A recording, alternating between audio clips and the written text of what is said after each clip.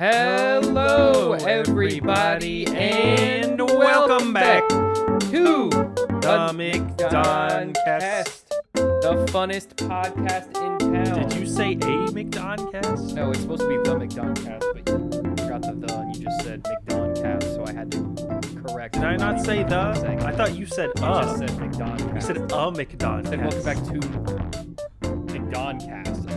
So I started but I didn't finish it. So McDonCast. I said the. Let's roll it back. Roll back the tape. Can't roll back. Instant replay. Guess you could roll back the tape. Jimmy in the booth. Can you roll the tape back? There's no Jimmy in the booth. Alrighty, guys. Let me give y'all a brief rundown today. Oh wait, there's no docket. Tucker deleted it and decided we're doing no news. We're not doing any news this week. To Sam's anger. Because I think that the news show should do the news, but Tucker disagrees. This week we're a review show.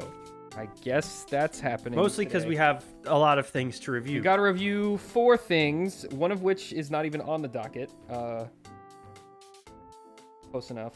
But yeah, that's how it's spelled in the show, so it's fine. But yeah, so we're gonna be reviewing The Creator, the Ahsoka, I guess, finale / the whole show. Yeah. The Exorcist Believer, which was, I think, the dumbest movie we've seen in theaters since we started doing the show. And Loki. Is it?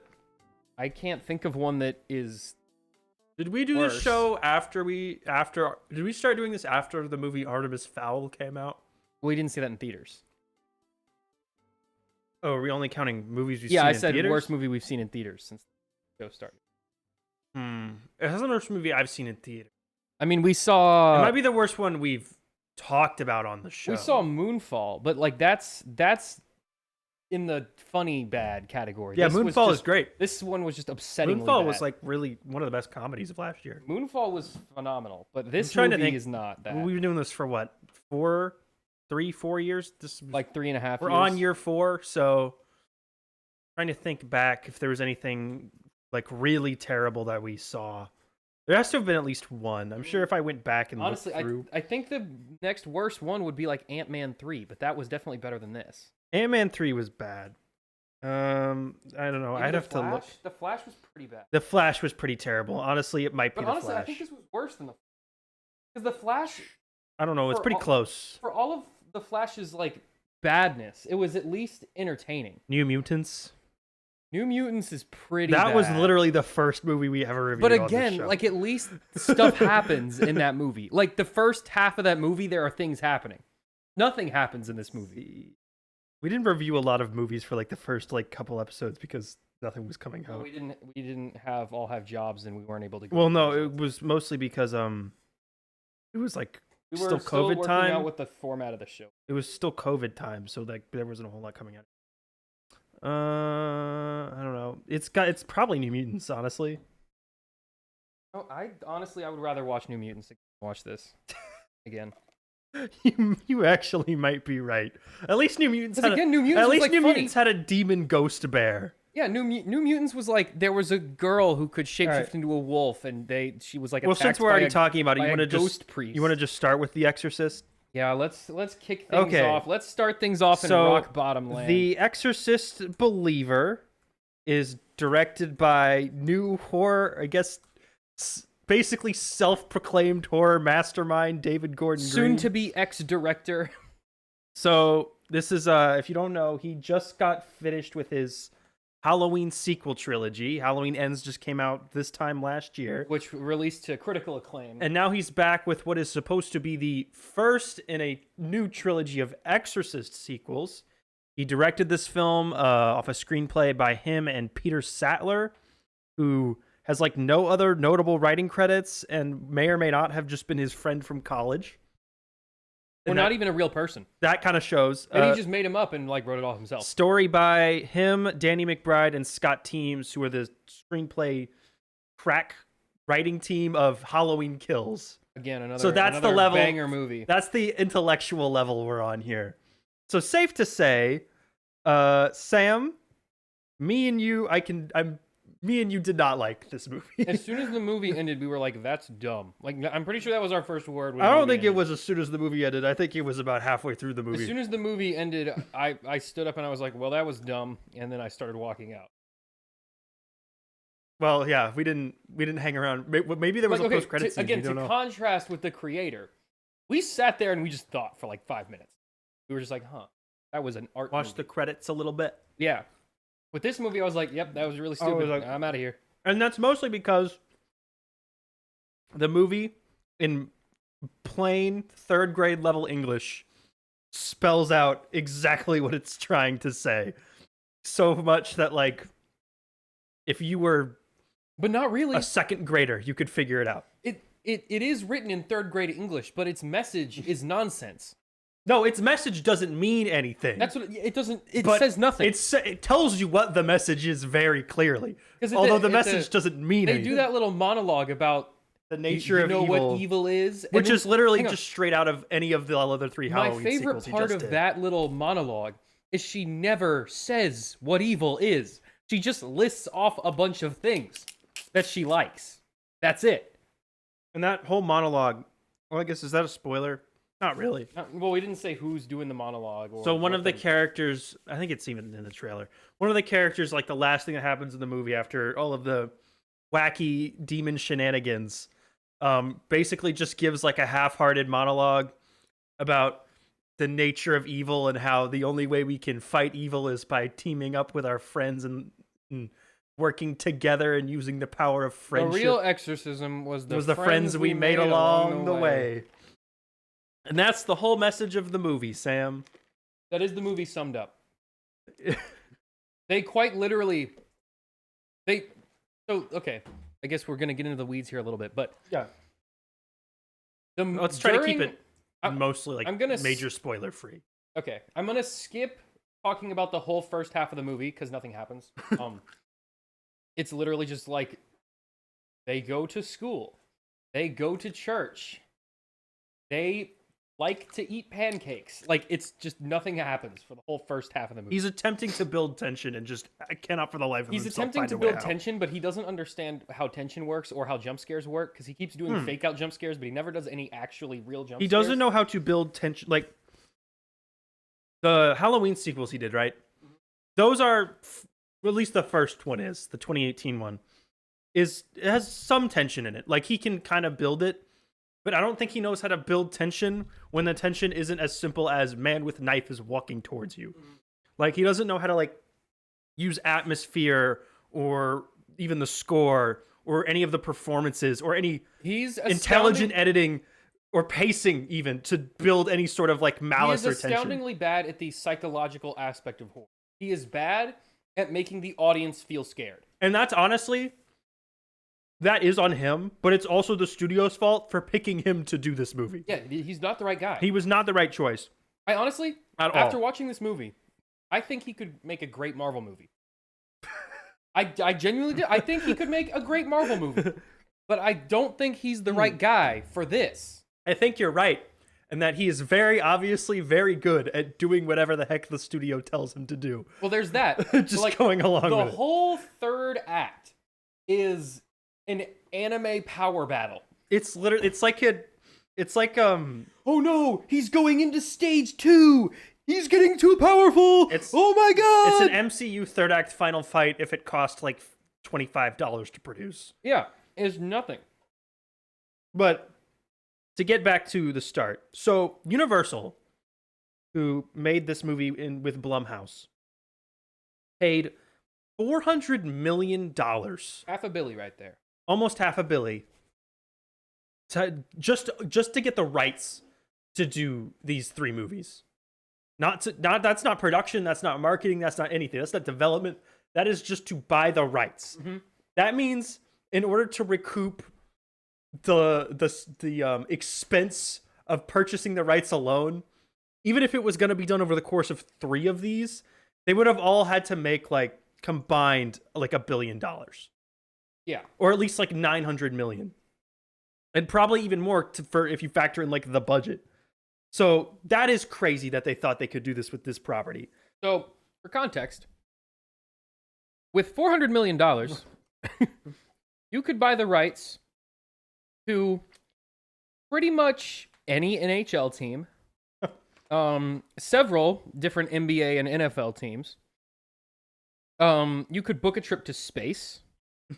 You could have spun up an entire original property, Hmm. probably for less Several. than that. Oh, you talking about original horror properties? No, With just Blumhouse? original. No, Anything. even if they were just gonna do horror, that's like at least 12. At this budget level, that's like 12 different properties for $400 million. You could buy 100 million $4 million homes.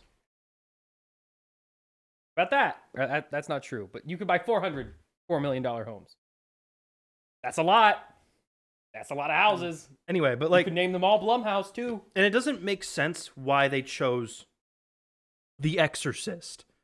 The original Exorcist movie came out in 1973. It is not only one of the greatest and most famous horror movies ever made, one of the most famous movies ever made. It has been referenced and parodied and homaged and ripped off for 5 decades, for half a century. And you think you can just take that movie and apply the Halloween 2018 formula to it and just print out cash? Like, what? You skipped so many steps along the way that, like, basic logic checkpoints to get to this point where anything you're even going to attempt is never ever going to work, because just the lack of thought leading up to it is making it destined for failure. It was conceptually a failure. From like the idea was a bad idea from the get go. Let's make, even as a franchise, The Exorcist has It's been dead for like 30 it has years. produced 4 sequels, okay? The second one is famously one of the dumbest, worst sequels ever made. Maybe one of the worst movies ever made. The third one is beloved now. It's become a cult classic, but it was not a well performer when it came out in the early 90s. And then they made a 4th and a 5th movie that was so bad that they shot the entire thing, released it, and then shot the entire thing and released it again a year later. The 4th and the 5th movie are the same movie. The 4th one was just so bad that they made it again. Awesome. So cool. And none of them have performed well. At any level, has any of them forecasted that this will perform anywhere close to the level of the Halloween sequels, which is obviously what they're trying to emulate. Even just the formula and the way that this movie is broken down from a plot standpoint. Like, this movie itself is derivative of like 3 separate things. 1 is the first Exorcist movie. 2 is every Exorcist ripoff movie that has come out since the original. And 3 is any of these legacy sequel requel movies that have come out in the past 10 years. I mean, it's just checking all the boxes. Plot beat by plot beat, it's essentially the same movie. Yeah, it's the same exact thing. It has happens. the appearance of an older character from the original who is now washed up, sad, and alone, and serves virtually no purpose. I don't even consider it the reappearance of a character from an old movie, because she's not the same character at all. It's the same face, yeah. Is it the same character? No, not in the slight. Completely unrelated in every aspect, other than the fact that she is vaguely familiar with the concept of possession. It has the same name, and they have the same name. So what who we're talking about is Ellen Burstyn comes back for the first time in the Exorcist franchise to play Chris McNeil. Ellen Burstyn, now a 90-year-old woman, and her character in this movie is in it for probably a collective like 4 to 5 minutes. Yeah. Anything you saw of her in the trailer, that's like 90% of her in this movie. Is just the stuff they put in the trailer. Like, she's barely in it at all. All of her stuff screams of reshoot. We're like, yeah, she was like retroactively. It was like she was retroactively added. They probably to a movie made she was completely not a part of. They probably made an offer, and then she was probably considering it, and they were already rolling cameras, and then she accepted it like halfway through filming. So then they had to just go back and find a way to work her into the movie, like halfway through production. If you were to remove her character from the movie would be identical. There would be no difference at all. Also, her character is just completely humiliated. We'll get to it in spoilers, but what they do to her character is just the saddest, most pathetic, like, stupid thing you can possibly think of. She just gets attacked and is in the hospital for almost the entire movie. She contributes absolutely nothing to the characters. No one learns anything from her. She doesn't help accomplish a goal. Nothing. Her character doesn't have like an arc. She's just there for 5 minutes and then she's gone. And they foreshadow her like for the entire first half of the movie. There's The multiple entire first scenes half where of the they're movie- referencing like this character that knows a lot about Yeah, so exorcism. the and entire maybe first blah, half of the blah. movie, there's like ads on the TV for this book about possessions. There's like the main character's next door neighbor gives him the book, like, and it's like, hey, this might help you. Like, she's constantly getting name dropped and like hyped up And then she for the whole shows first up. half, and then she shows up, immediately is taken out, and is in the hospital for the entire movie. They give her the Laurie Strode in Halloween Kills treatment, where she's just lying in a hospital bed, contributing nothing for the entire film. Yeah, she does nothing. But it's not. So that's what it's in terms of ripping off requels. In terms of ripping off the original film, every single change they make to make this like a new sequel, bold and interesting thing, is the most surface level, first draft, whatever the first thing put up on the whiteboard idea was. It's literally like, okay, well, the first movie was one possessed girl. So for the sequel, 2 possessed girls? First movie, some priest did an exorcism. Okay, what if it's some priests and some other people do an exorcism?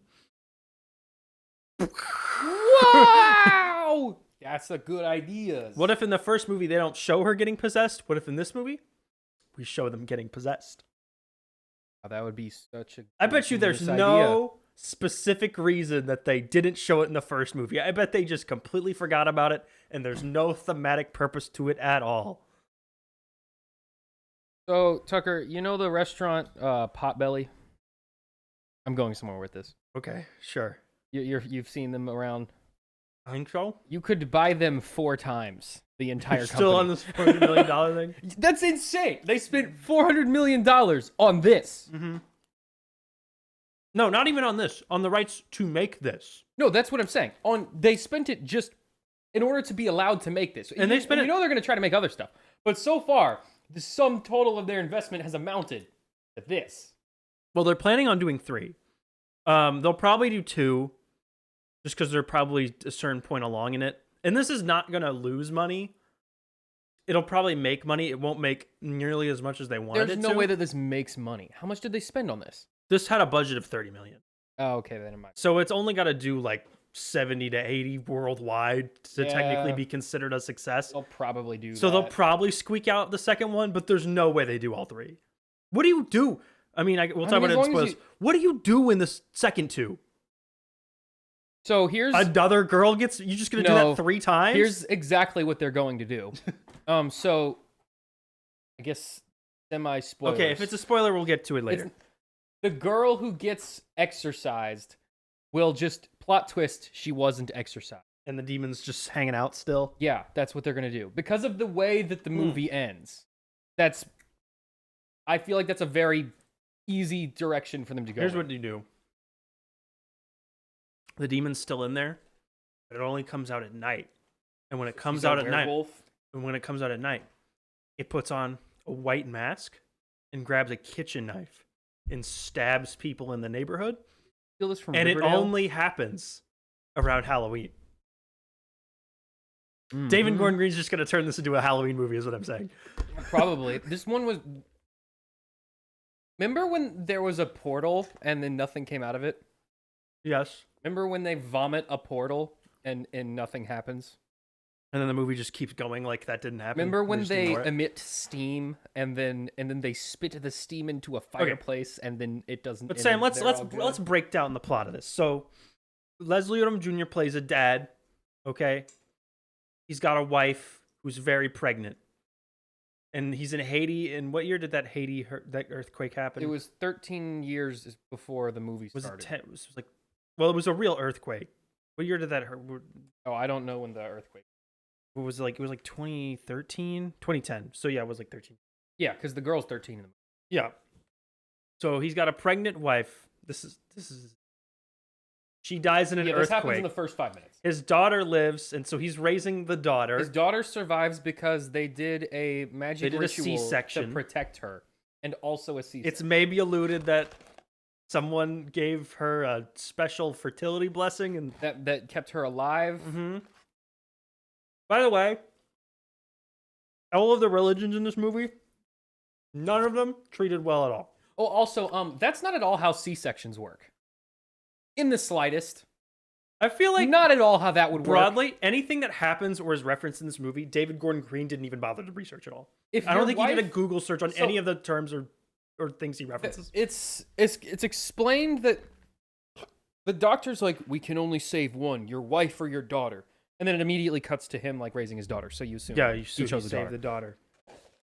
There is no scenario where, because of a traumatic injury, a woman who was not in labor before would suddenly now have to give birth right away, or we can save her. Especially if you do a How does that make C-section, any- she's not. How would you save her in that scenario?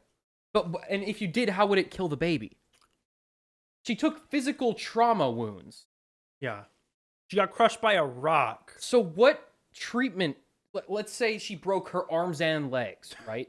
Let's say that's what How happened. would giving birth to the baby What kill her? What? Well, she wasn't giving birth. No, they did a C-section. Yes, but she was not in labor. When No, this she happened. wasn't.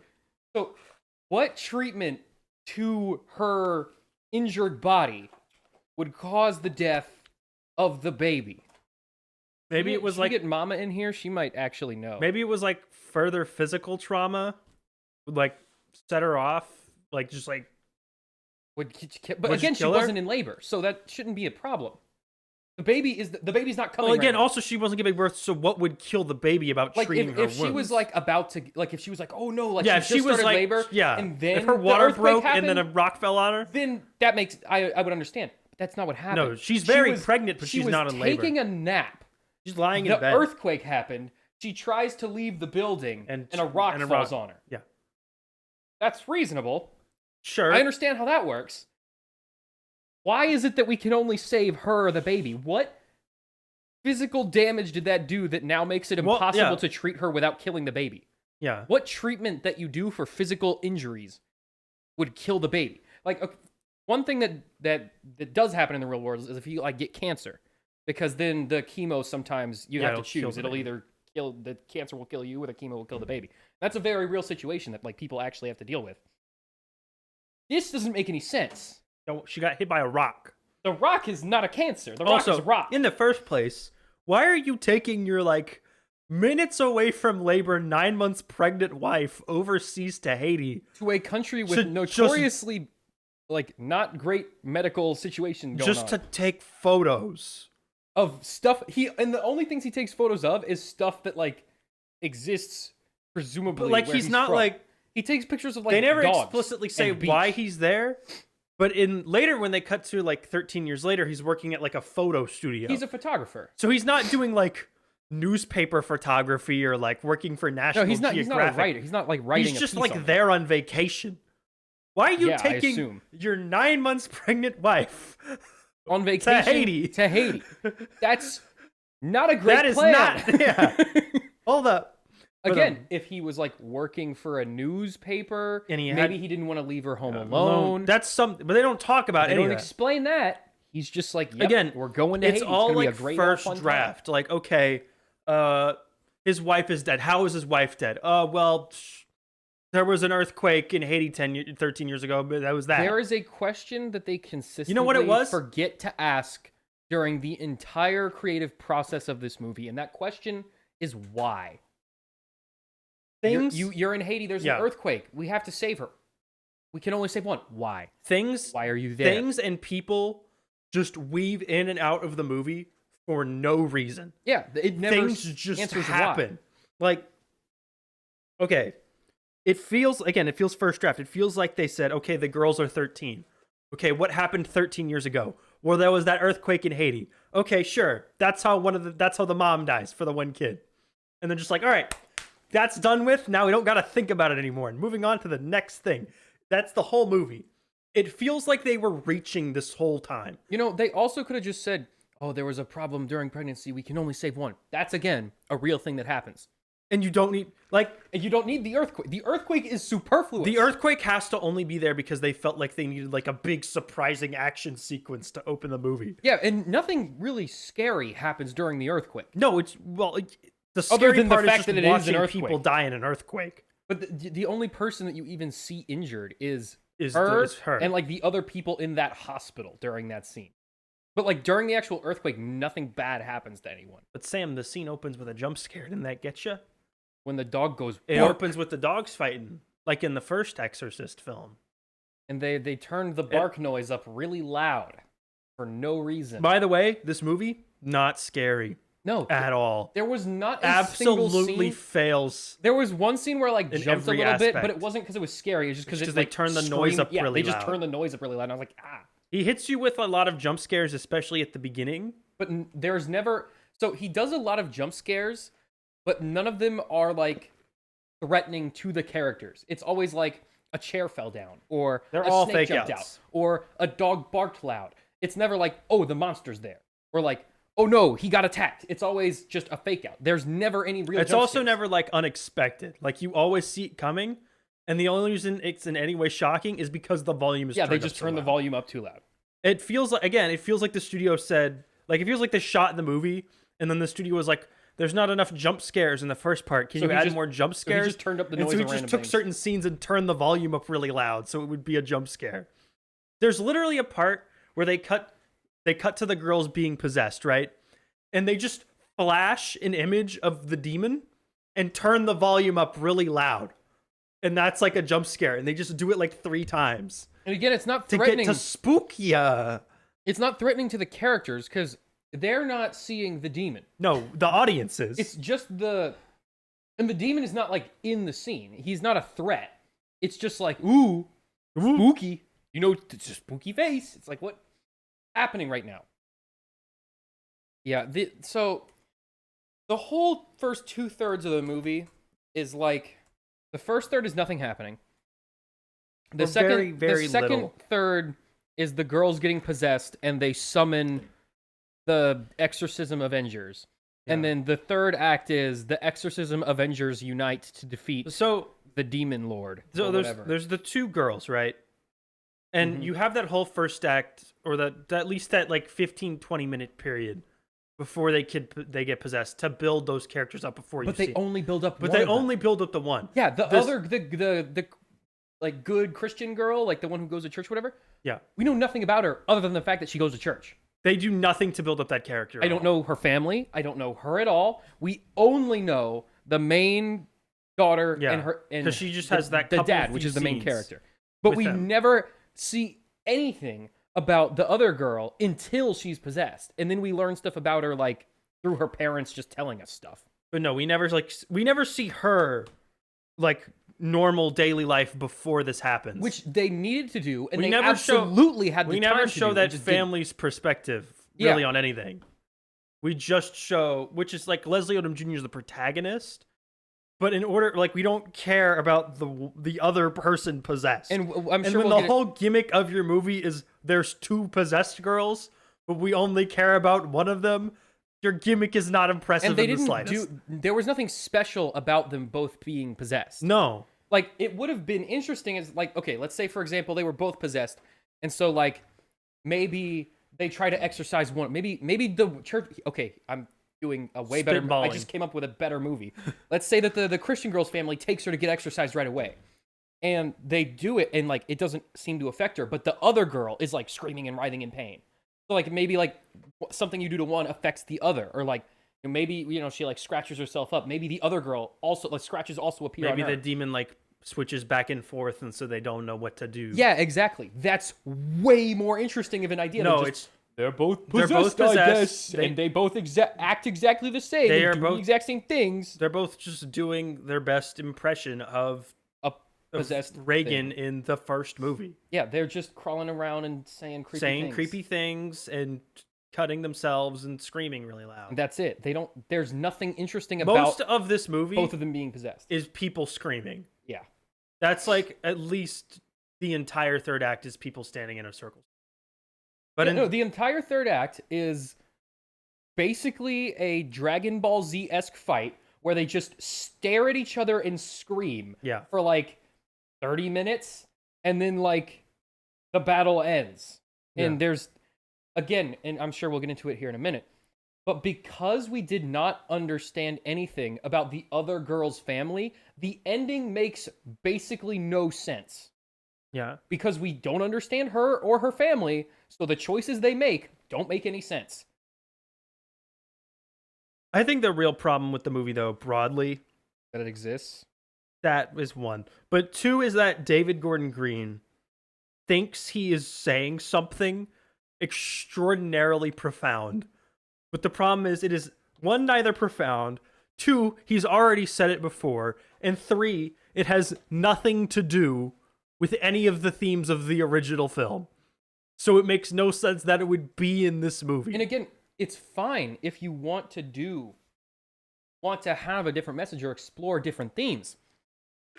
But if that's the case, why make it an Exorcist movie? Why Just make it a new thing. not even just an Exorcist movie? Why would you make the same Exorcist movie again? Well, that's what I'm saying. If you want to explore new themes or different ideas, just make a new thing. Yeah. You don't have to put it in the shoebox of the old thing. And it's not like they're getting that much strength from brand recognition, because obviously the intention is to appeal to like a younger audience. Because if you're an older audience, right, who was alive when The Exorcist came out, you're like at the very least like 60 to 70. Like if you don't care about this. If you were 20, even if you were like 12 when the first one came out, you're in your early 60s. You are not the primary audience that goes to see modern horror films. Or, if that is what they're going for, make a horror film that appeals to the times that those people are from. Make a horror movie that plays on the concerns of that demographic. They don't do that. Yeah, It's just the same old horror stuff that they make every year. Like the themes and values and ideas of like someone very much of the modern times. Yeah, like it doesn't have anything to do with that group. There's not like in the original film, which was written by the novel and the original film are both written by William Peter Blatty, who was a practicing Catholic who had a lot of reverence for Jesuit priests and Catholicism and actual exorcism, and based it on a supposedly true real life case of a kid getting possessed in like the 60s, right? Mm-hmm. Like he very much believed all of that, and so he treated it with a real with a lot of practicality and accuracy. It brought a sense of authenticity. It brought a lot of authenticity to it, and that was enhanced in the film by William Friedkin, who was the director, who shot the entire thing like a documentary. And they both had the same approach of, this is a real world with a real person with real characters, and the only difference is that this girl just happens to be possessed by a demon. Yeah. And how do they all react to that? This movie just throws any sense of practicality or realism or any of the characters feeling like real people out the window, just to have like the most bare bones, surface level, repeating the evil dies tonight nonsense of Halloween Kills, where his message is, if there's an evil thing in your community, gather all of your neighbors, give them an object, and have them hit the thing and scream at it until it goes away. You know what? I figured it out. This movie is to horror movies what a bad arc of The Flash is to superhero content. The science is absolutely made up. Doesn't make any sense. Don't question it. The way that they defeat whatever the thing is doesn't make any sense. Don't question it. Don't even bother. And the moral is often completely confused and befuddled by both a complete and utter boiled down to the most simple possible idea, as well as a vast amount of over-explaining that just lends to confuse the message that we're trying to do to begin with. The movie very obviously thinks that the audience is stupid and that they need to like very, very, very clearly tell them about every single thing that's happening. But at the same time, they explain nothing. Like there's literally a scene where Ann Dowd's character walks into the room with the possessed girls, right? And starts dry heaving and coughing, right? Mm-hmm. And you're obviously, any person who's ever been alive before would be able to tell, wow, it must smell bad in that room. Except for the movie feels the need to ADR a line where one of the characters off screen just goes, wow, the smell has gotten a lot worse in here. It's like, yeah, thanks, movie. I got it from the fact you were showing her dry heaving in center focus of the frame. But then when they do the exorcism scene, there's absolutely zero explanation of any of they don't talk about the origins of any of the traditions they're employing. They don't talk about why the whatever culture thinks that certain things work. They just do random So stuff. his obvious epiphany for doing this movie was, what if we did an Exorcist, but there's multiple different sects of Christianity or religions doing an exorcism?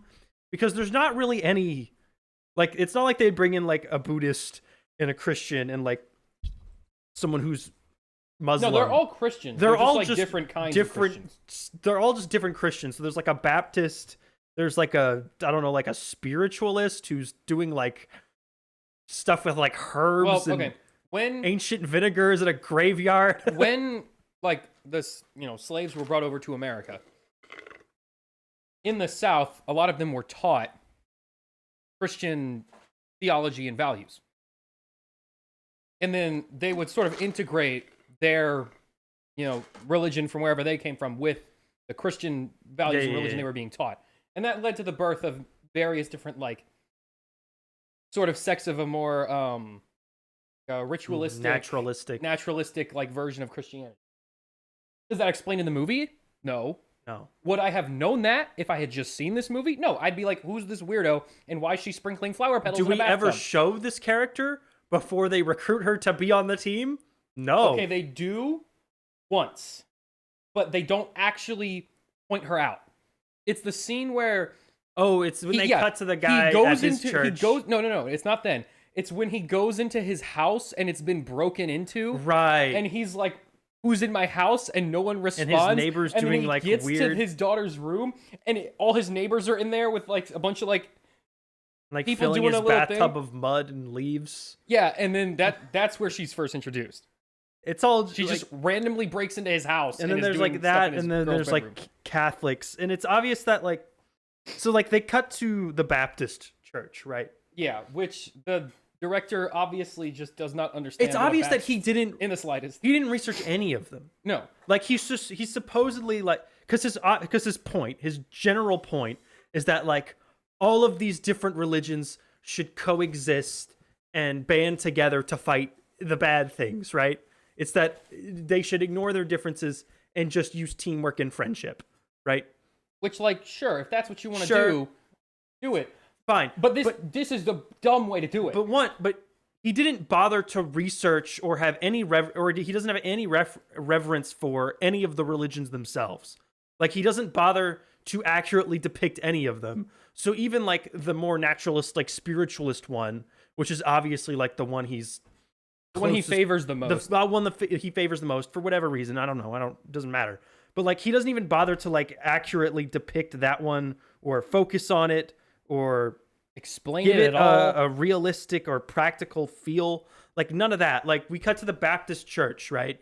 And there's the Baptist preacher in the suit, right? And he's doing the televangelist Joel Osteen impression. Yeah, that whole thing. And then they start passing out communion wafers. Which the Baptists do not have. The Baptists do not do, and they do communion, but it's not like the Catholic. They don't with do the it wafer. the same it's not way. The Jesus crackers, and they're talking about like this is the body and the blood. No. The Baptists don't believe that. Yeah, they just do it for. So Catholics believe in a thing called transubstantiation. This is theology lesson for everybody. Which is when the bread and the wine is consecrated, it literally undergoes a physical transformation into the literal body and blood of Jesus Christ. They believe it is physically like flesh and blood. The most other Protestant, I believe every other Protestant religion. I think the Church of England is the only other one because they're basically that just because Catholic. They are Catholics who are allowed to divorce. Yes, but every Protestant Christian religion believes that it represents that. They don't literally believe that it's a that. metaphor. Whereas the Catholics again, believe but like that it he is a mixed them thing. up. Like he didn't bother to like double check that or like read the Wikipedia article for like Southern Baptist Protestant religion, or just any Catholics. any notion. Yeah, like there's a Catholic priest in it who's only in the third act. Who's like barely in it at all. He has no. I don't even think he has a name. Like he's there because they needed a Catholic priest to be in the Exorcist movie. He's Father Catholic. He's Father Catholic. Like he goes to the council of random priests to get them to approve the exorcism, and they're like, I don't know. They're like, we haven't seen enough evidence of this. Which Why he didn't just record a 2-minute video on his cell phone of these girls who are obviously possessed by demons to show to him is beyond me. But for some reason he didn't. Why is the Catholic Church approving the exorcism in the first movie and not the one in this movie? 2, the Catholic Church will approve an exorcism for literally anything. You just have to say that you like kind of feel bad. The Catholic Church, like exorcism 200 years ago, was what they did when someone was mentally ill and they didn't know what that meant or what that was. And so they were just like, oh, you're possessed by a demon. Let's get the demon out of you. Like, that is what exorcism was invented. That's the origins of the That was tradition. what it was invented for. And like now they'll do it for like anyone with like a drug addiction. They'll give you an exorcism. You have a gambling problem. They'll give you an exorcism. But like in this movie, they're like, these 2 girls are screaming that they're Satan and they're stabbing people with a crucifix. I don't think that's enough evidence. No, I think they just have a bad case of depression. Yeah, and then the priest comes in and just they literally like play like an Avengers like Portals theme. Yeah, from so Endgame. okay, the exorcism takes place in the third. The exorcism has been going on for a good while now, and the priest said he couldn't do it because the council rejected it. So he's just been like outside, kind of praying for them this whole time.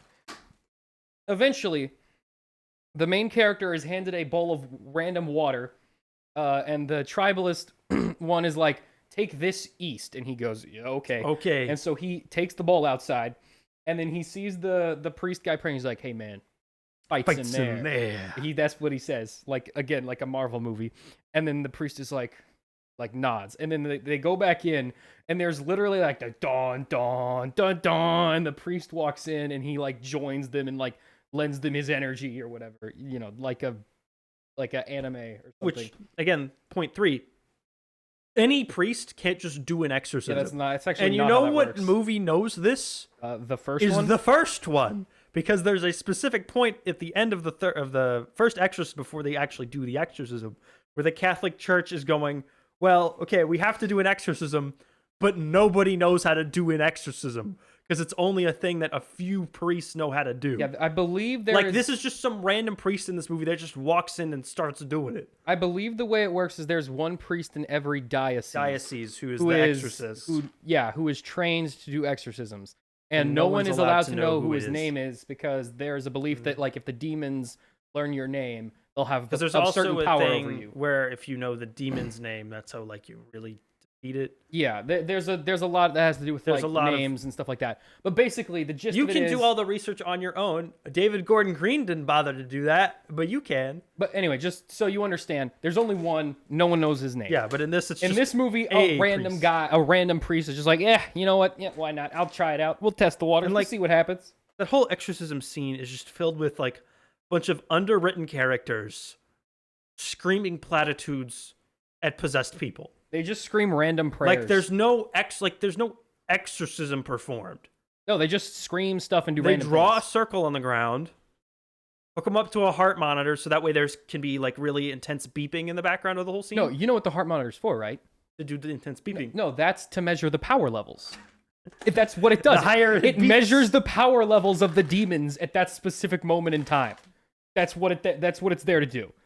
Like it's literally just like, again, I keep comparing it to the original movie because it's a derivative work. But if you're going to do an Exorcist movie, it's gonna be compared to The Exorcist. So, in that original film, the exorcism is 2 priests in robes reading out of a book. And it is grueling, and it is intentionally unnerving and sweaty and long and just absolutely like brain draining. Like it's just miserable. It intentionally makes it feel miserable. Intense. It feels like a fight, but it's not like people screaming and things. Yeah, shooting it's not random screaming and portals to nothing getting opened up and random steam coming out of them because they're approaching critical temperature. Yeah, it's a real thing that happens in the movie. Not really in real life. That does not happen. But in this, there's no. They start by reading one passage out of the Bible, and then after that, they all don't know what to do. So they just start screaming. They all random freak Bible out, verses. and so they all just scream Some of them are reading Bible verses. Some of them are like throwing vinegar water on them. Some of them are like doing the The Lord's Baptist Prayer. guy is just like, demon begone. Demon begone. It's just... Okay. I have another new great comparison. You know, okay, so the Catholic Church has like traditions and like exorcism guidelines and like it's a whole They have a ordeal, right? method. This is the televangelist version of an exorcism where a big dude in a fancy suit with a Bible Holds his hand out. and has them bring up someone who's like been told to kick and scream and act crazy, whacks them in the head with a Bible a few times, and then they're like, oh, I'm cured. You may or may not have seen. If you look up televangelist exorcism on YouTube, you'll get a bunch of them. This happens all the time. If you just scroll through like your TV channels at like 2 a.m., you'll find one of these. But like, yeah, it's like just where a person has been told to act crazy, they whack them in the face with a Bible, and then they act normal. This whole thing is so convoluted and not thought out, and everything is underwritten, or some parts are overwritten, and none of the characters are really working. There's nothing memorable. It's not scary. It's just loud and noisy and obnoxious, and then it just ends. It gives a little speech about teamwork and friendship, teases a sequel, and then dips. Yeah, I guess so. Should we talk about I guess the we'll get ending? into spoilers here now. So, Yeah, so spoilers for Exorcist. There's one spoiler. Yes. So here's why I would argue that this movie is not even an exorcist movie, because no exorcism happens. They get to a point during their ritual where the demon goes, "Now you must choose, Spider-Man. One lives and one dies." And then there's some drama. They're like, "I won't choose. I'm not going to choose either." And then the dad of the like good Christian girl goes, The white one. "I'm going to choose. I choose my daughter." And then the demon goes, "Nuh-uh, I choose your daughter. Nom nom nom nom nom nom." And then the other girl is freed, and the Christian girl is eaten by demons. Yeah. So they didn't do the exorcism. They just did exactly what the demon wanted, and then the movie ends. It's not even that. They sat there trying to do an exorcism for like 30 minutes, and then the demon failed. Just got bored and finally was like, all right, just pick one. Yeah, the demon was like, all right, guys. The demon came out of this completely unaffected. No, that's what I'm saying. The demon won. The demon got what he wanted. Nothing happened. Yeah, no, the demon, because, okay. And that's kind of an interesting wrinkle if it wasn't the last thing to happen in a movie where everything else was already like taking me out. And if the movie had ended right there, like right when the other girl is like, released or whatever, and then it's set up to like continue the story later on, that could have been a little bit interesting, because then you're like, well, did it work? Did the demon just win? We don't really know.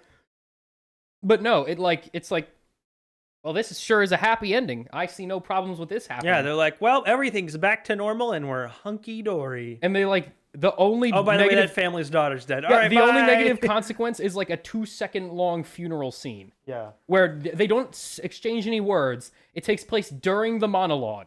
We just see like the dad and his daughter just like standing at this funeral. That's it. We don't even focus on the family of the daughter who just died. No, it's that the movie just does not care about them at all. No, she was only put in this movie to be sacrificed to save the other one. That's it. That's it. She has no character. No, none of that family has any character. No, that family is not real. They might as like well the dad is at the same time like super Christian and a super non-believer at the same time. Well, okay, his thing is that he was Christian. His wife died in Haiti. No.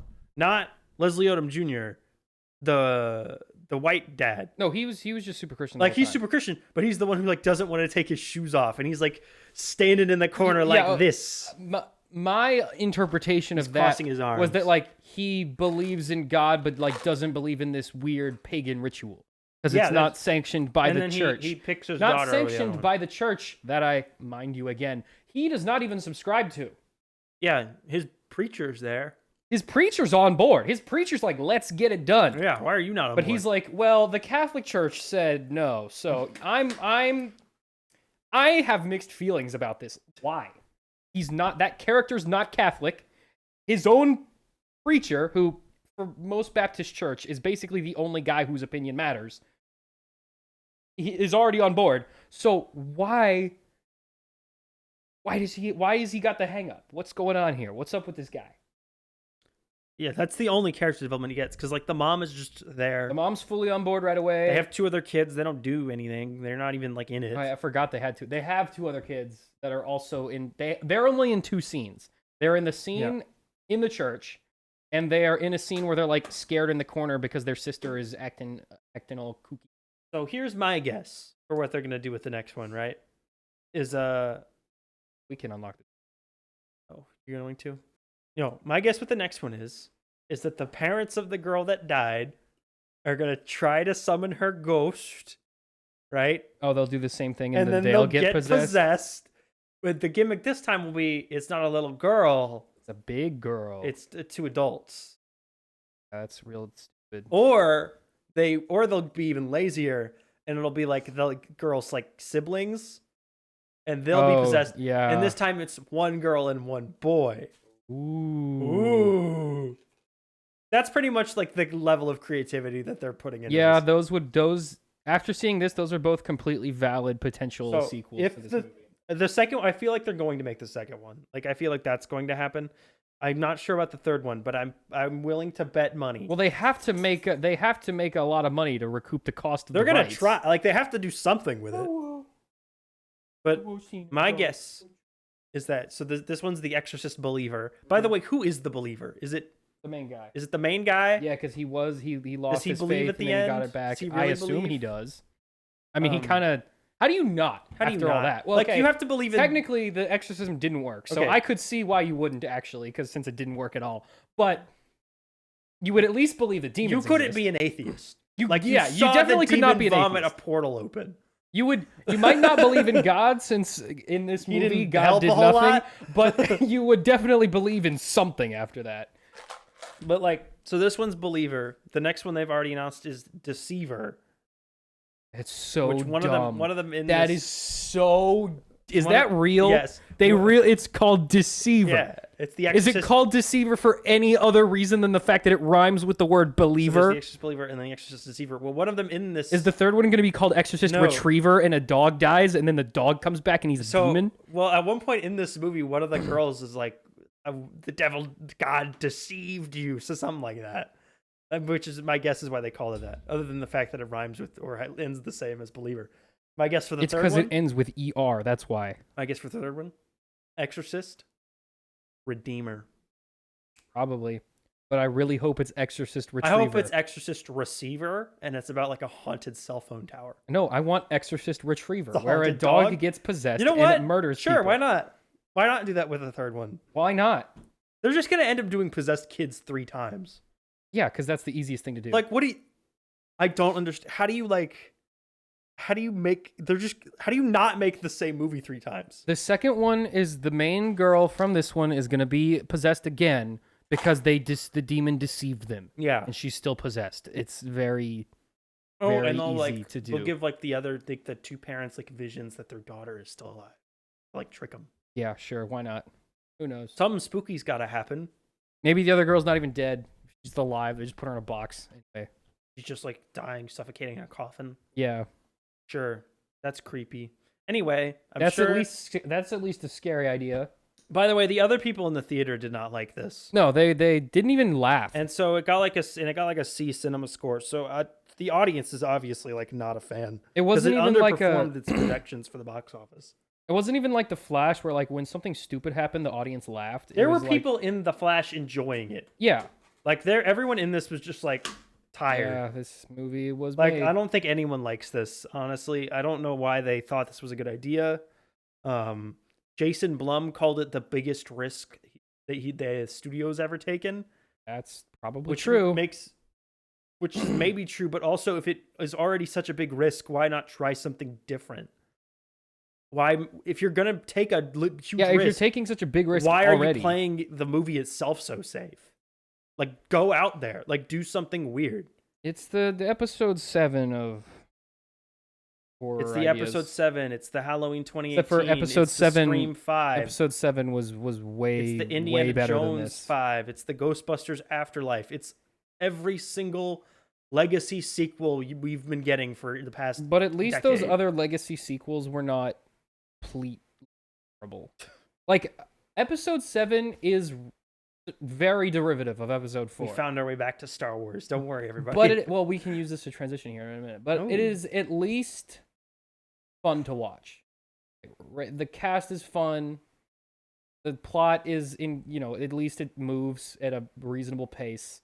This one's pacing is all over the place. Yeah, it's 45 minutes of nothing happening, 30 more minutes of nothing happening, He just shows and then 30 minutes of everything happening all at once, and none of it makes any sense. He just shows like a complete lack of ability to like manipulate the movie's pacing. Like he can't make it tense. He can't speed it up or slow it down. He just like has to just do like insane editing. He does not know how to create tension in a situation where the threat is a mental one and not a physical one. Where it's metaphysical, yeah. When the threat is a spooky guy with a knife. Or an idea. It's very easy to make him scary. You just have him wander around and stab people. When you have an idea that's spooky, you have to convince the audience that it's spooky.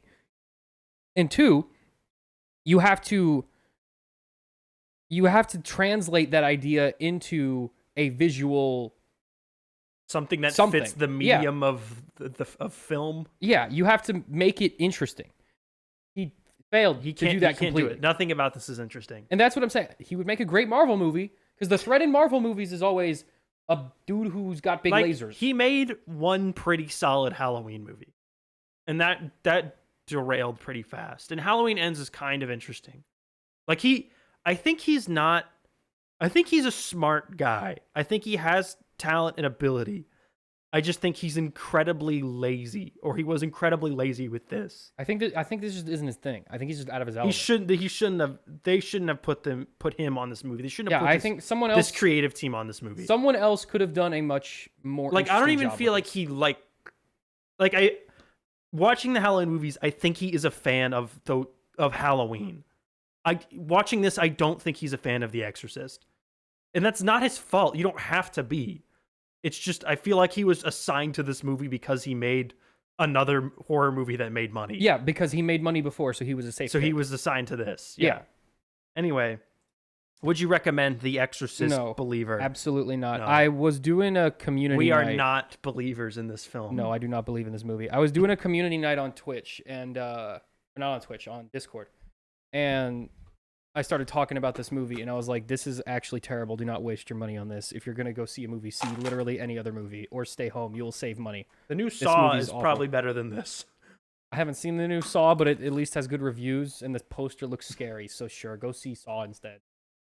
You're looking for a spooky good time. See a movie we haven't seen. I saw a post on Twitter of a guy who was like, who would you rather commit a crime in front of? And then it was Batman, and it was the guy for the Saw guy.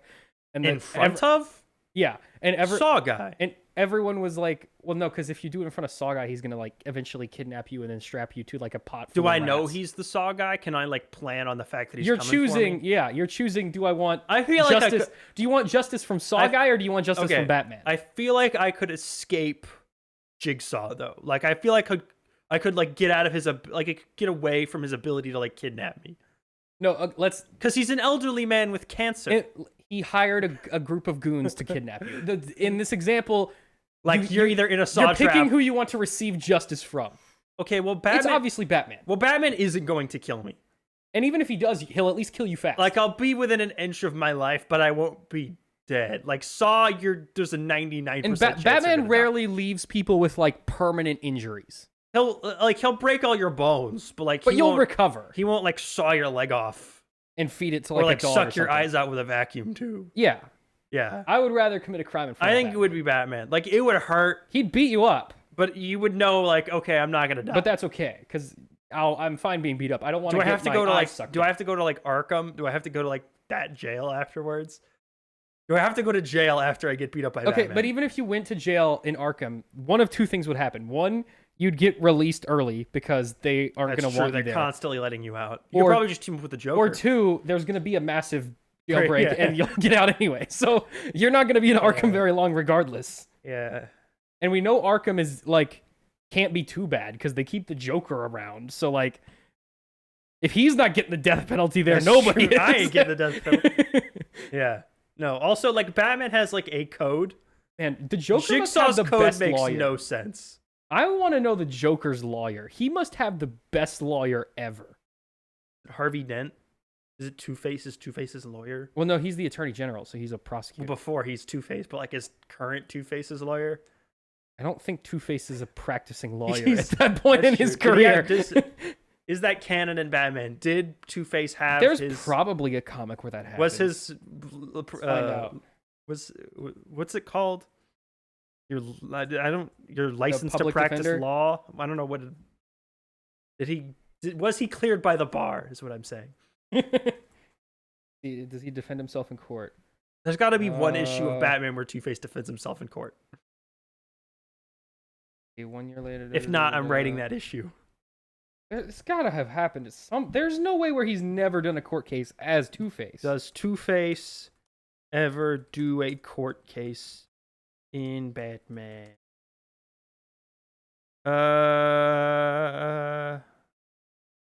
He does like an unofficial trial, Yeah, but that's like during No Man's Land. But no, he I don't never know. It like doesn't goes look like he to actually court. does. I mean, I guess he's mentally ill, so I don't think they Well, would he let could him do still that. he could still elect to defend himself in court. That's true. All right. Anyway, moving on. That's it with The Exorcist. Yep, that's Bye-bye. all good with that. Let's Let's talk about. Ahsoka. Well, let's talk about Well, you wanted creator to first. transition into Yeah, Star but then we Wars. kept talking, so we're not. That transition doesn't work anymore. All right, fine. We'll do the movies first. Sam, the creator. We got the poster over there. Oh yeah, over there. And you notice we don't have the poster for Exorcist. Well, they didn't so put any obviously out. we liked one more than the other. I probably would have grabbed it if it was there though. Yeah, but you wouldn't have hung it up. Maybe I don't know. We need more. Well, I things would on have the taken it wall. down if you did. Sam would have set the house on fire. But anyway, the creator is a movie that came out 2 or 3 weeks ago. I don't remember. A while ago. It is underperforming at the box office. Which is really unfortunate because I think this movie's actually really good. I really liked it. It has a like 67% on Rotten Tomatoes, 77% audience score, so pretty mixed critical reception. This is the most recent film from Gareth Edwards, who of course directed Rogue One. It's his first film since Rogue One. Sam, what did you think of The Creator? I thought that it was a very interesting take on the like AI takeover world type story. See, I think so he was working on this for like started working on this like 5 years ago, like a while ago. Yeah. I feel like the Hell AI thing, I don't think he was specifically trying to comment on AI, and I think that's a reason there's so much like mixed perception on this. A lot of people It's have 'cause very dumb takes on this Yeah. because AI is right now in this like specific super moment topical. a very topical issue specifically with actors and writers. But it was not when he was coming up with yeah, this so movie. one, it was not when this movie was being made. Two, it's not about like the AI does not like it is in the movie it's an AI, but like in terms of like what it's a metaphor for, it's not AI. about the It's not a AI. movie about artificial intelligence taking over the world. It's a movie about war and yeah, it's a the lot. military industrial complex. Yeah, for the most part. It's very... The AIs are robots in this world, but they don't have any abilities that you would traditionally associate with, like, robots. Like, they don't have any fancy weapons. They don't have any fancy, like, communication ability, which at first is kind of... You think about it, it's kind of stupid. But then... Yeah, why would you once bother the to build movie, these things? Yeah, once the movie kind of gets going, you start to realize more and more that the AI are not the only difference between the AI and the humans is an aesthetic one. So basically, Is that they look like robots. yeah. So, And that's a big part of the movie. Is that they're the whole point is that they're not different. That's the whole idea. basically, if you haven't seen anything about this movie, what it's about is John David Washington plays a former like Marine who sent. It takes place like 30 years in the future, and the AIs have bombed Los Angeles with a nuke, and the U.S. Army declared war on the AIs which then took refuge in like Japan, Southeast China yeah, or Southeast Asia.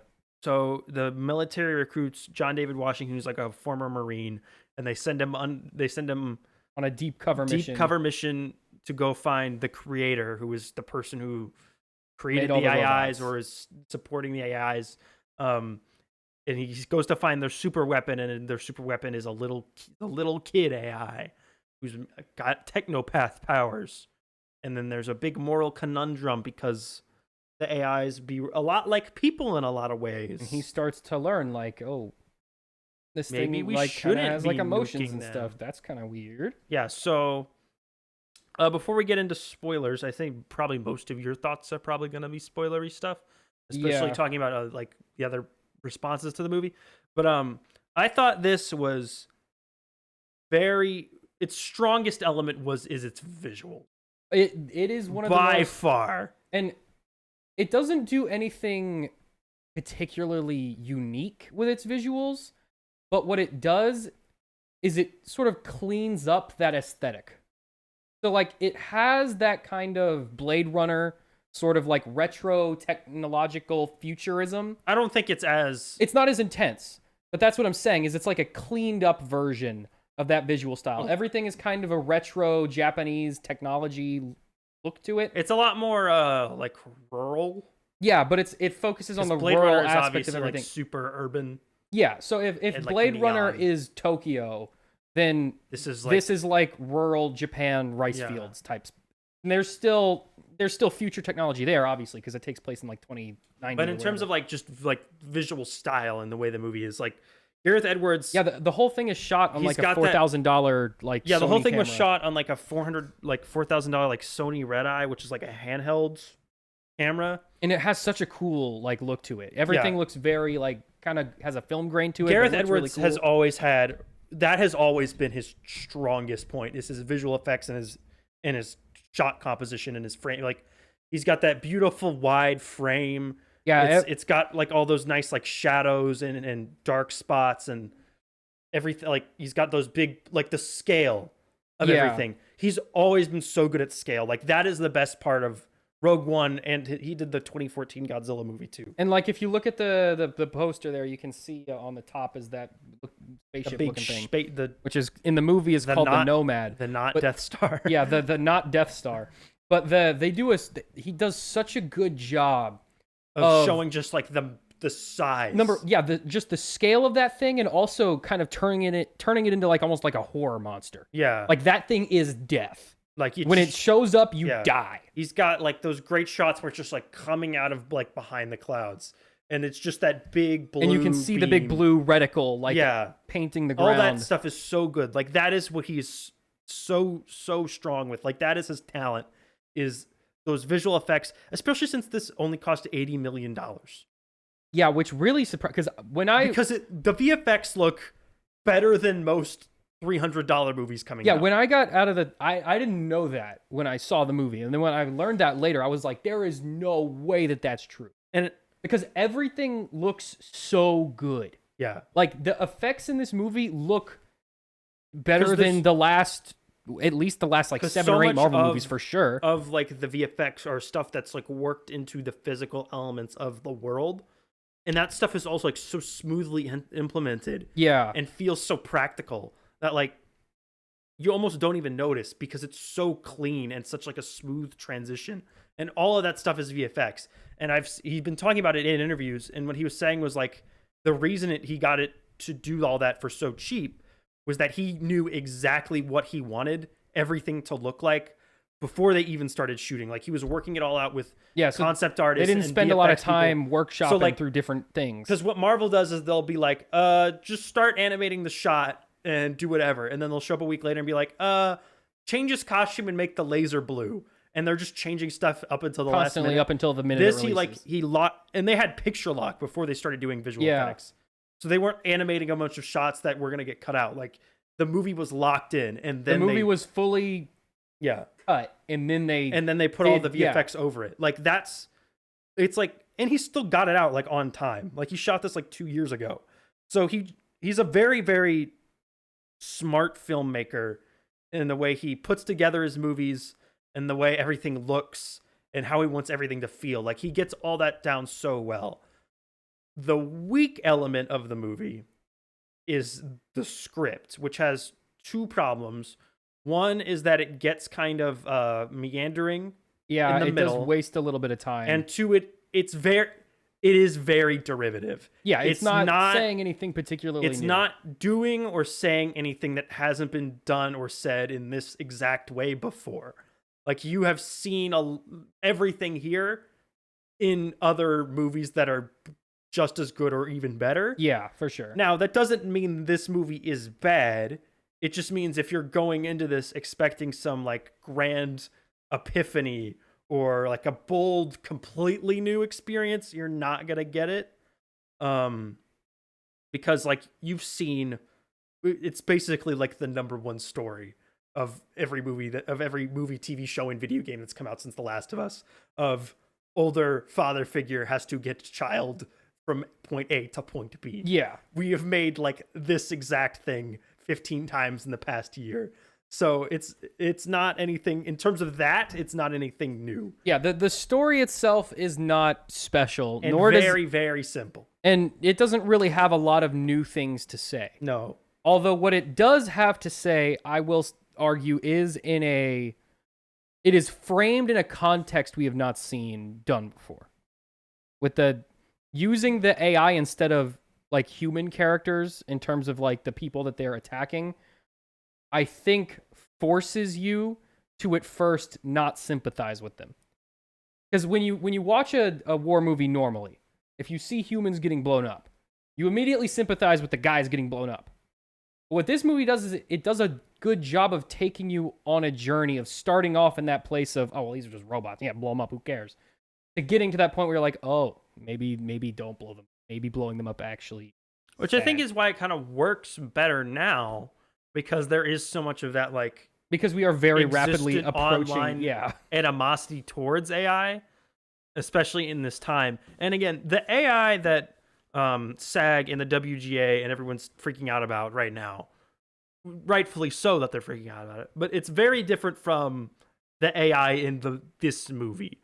Yeah. Like in this movie, they're, for all intents and purposes, they're more people. They're just regular dudes. They're regular people. Like in the real world, it's tech programs, it's algorithms, it's propaganda creating miracle workers. Like that's it's a completely different, like AI we currently have doesn't feel things.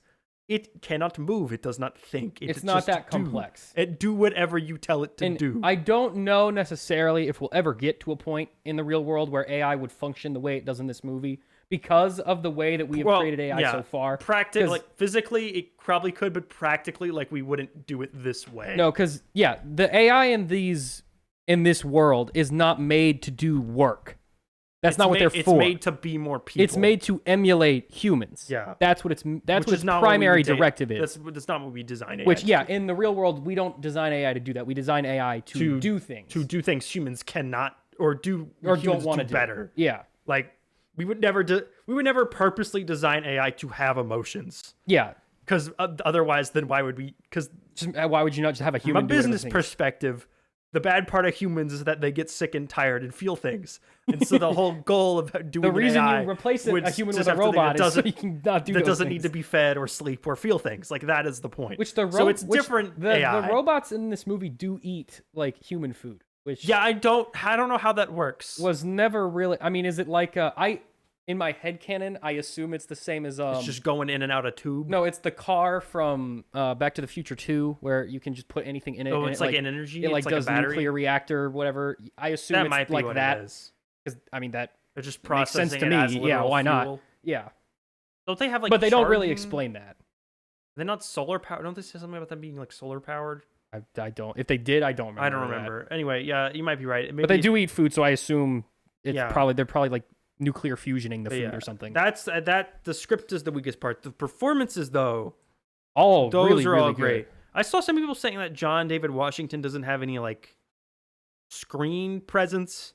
I do think that's partially true. Like he doesn't command. He doesn't bring a lot of energy. The film, like obviously his dad's Denzel Washington, so like Yeah, he's not commanding the screen like Denzel Washington. No, but is. he did a great job. But he still does a really good job.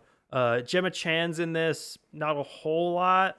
That She is the wife, good. Yeah. she's really good. Yeah, she's not in the movie very much, and also her physical location throughout the movie, I think, was maybe changed a few times. Like while they were writing the movie, like the way that they wanted the movie to be, kind of changed in regards to. We'll probably have to get into that in spoilers. But at least this is relatively early on. But the government shows the guy like a footage. He's like, "Hey, here's your wife. She's still alive. She's around.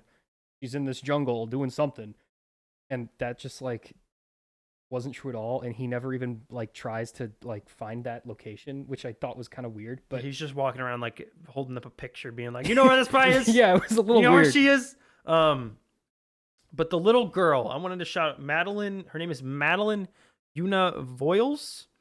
I think that's her name. She was super impressive. She was really good For a child. This might be the best child acting I might have ever seen.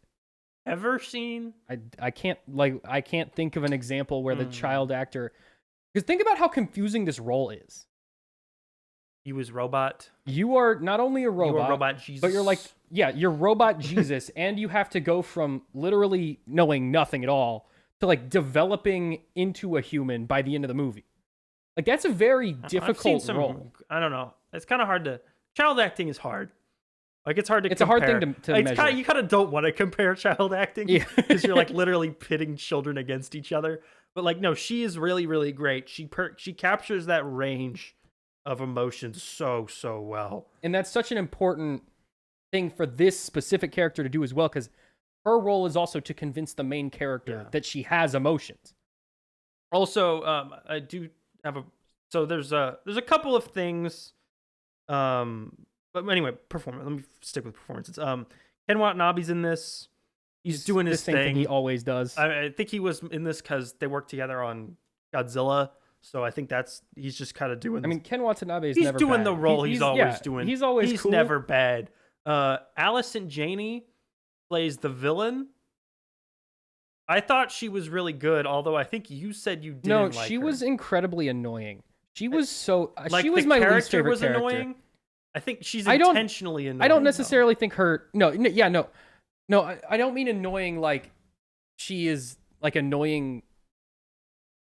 She was annoying in a way that was very grating, like where she wasn't threatening. You kind of found her a little one note. Yeah, well, one, she's extremely one note because she's not very well developed, and two, whenever she showed up on screen, I didn't think, oh no, the bad guys found him. I'm like, great, now I have to listen to her again. Like, she's just annoying.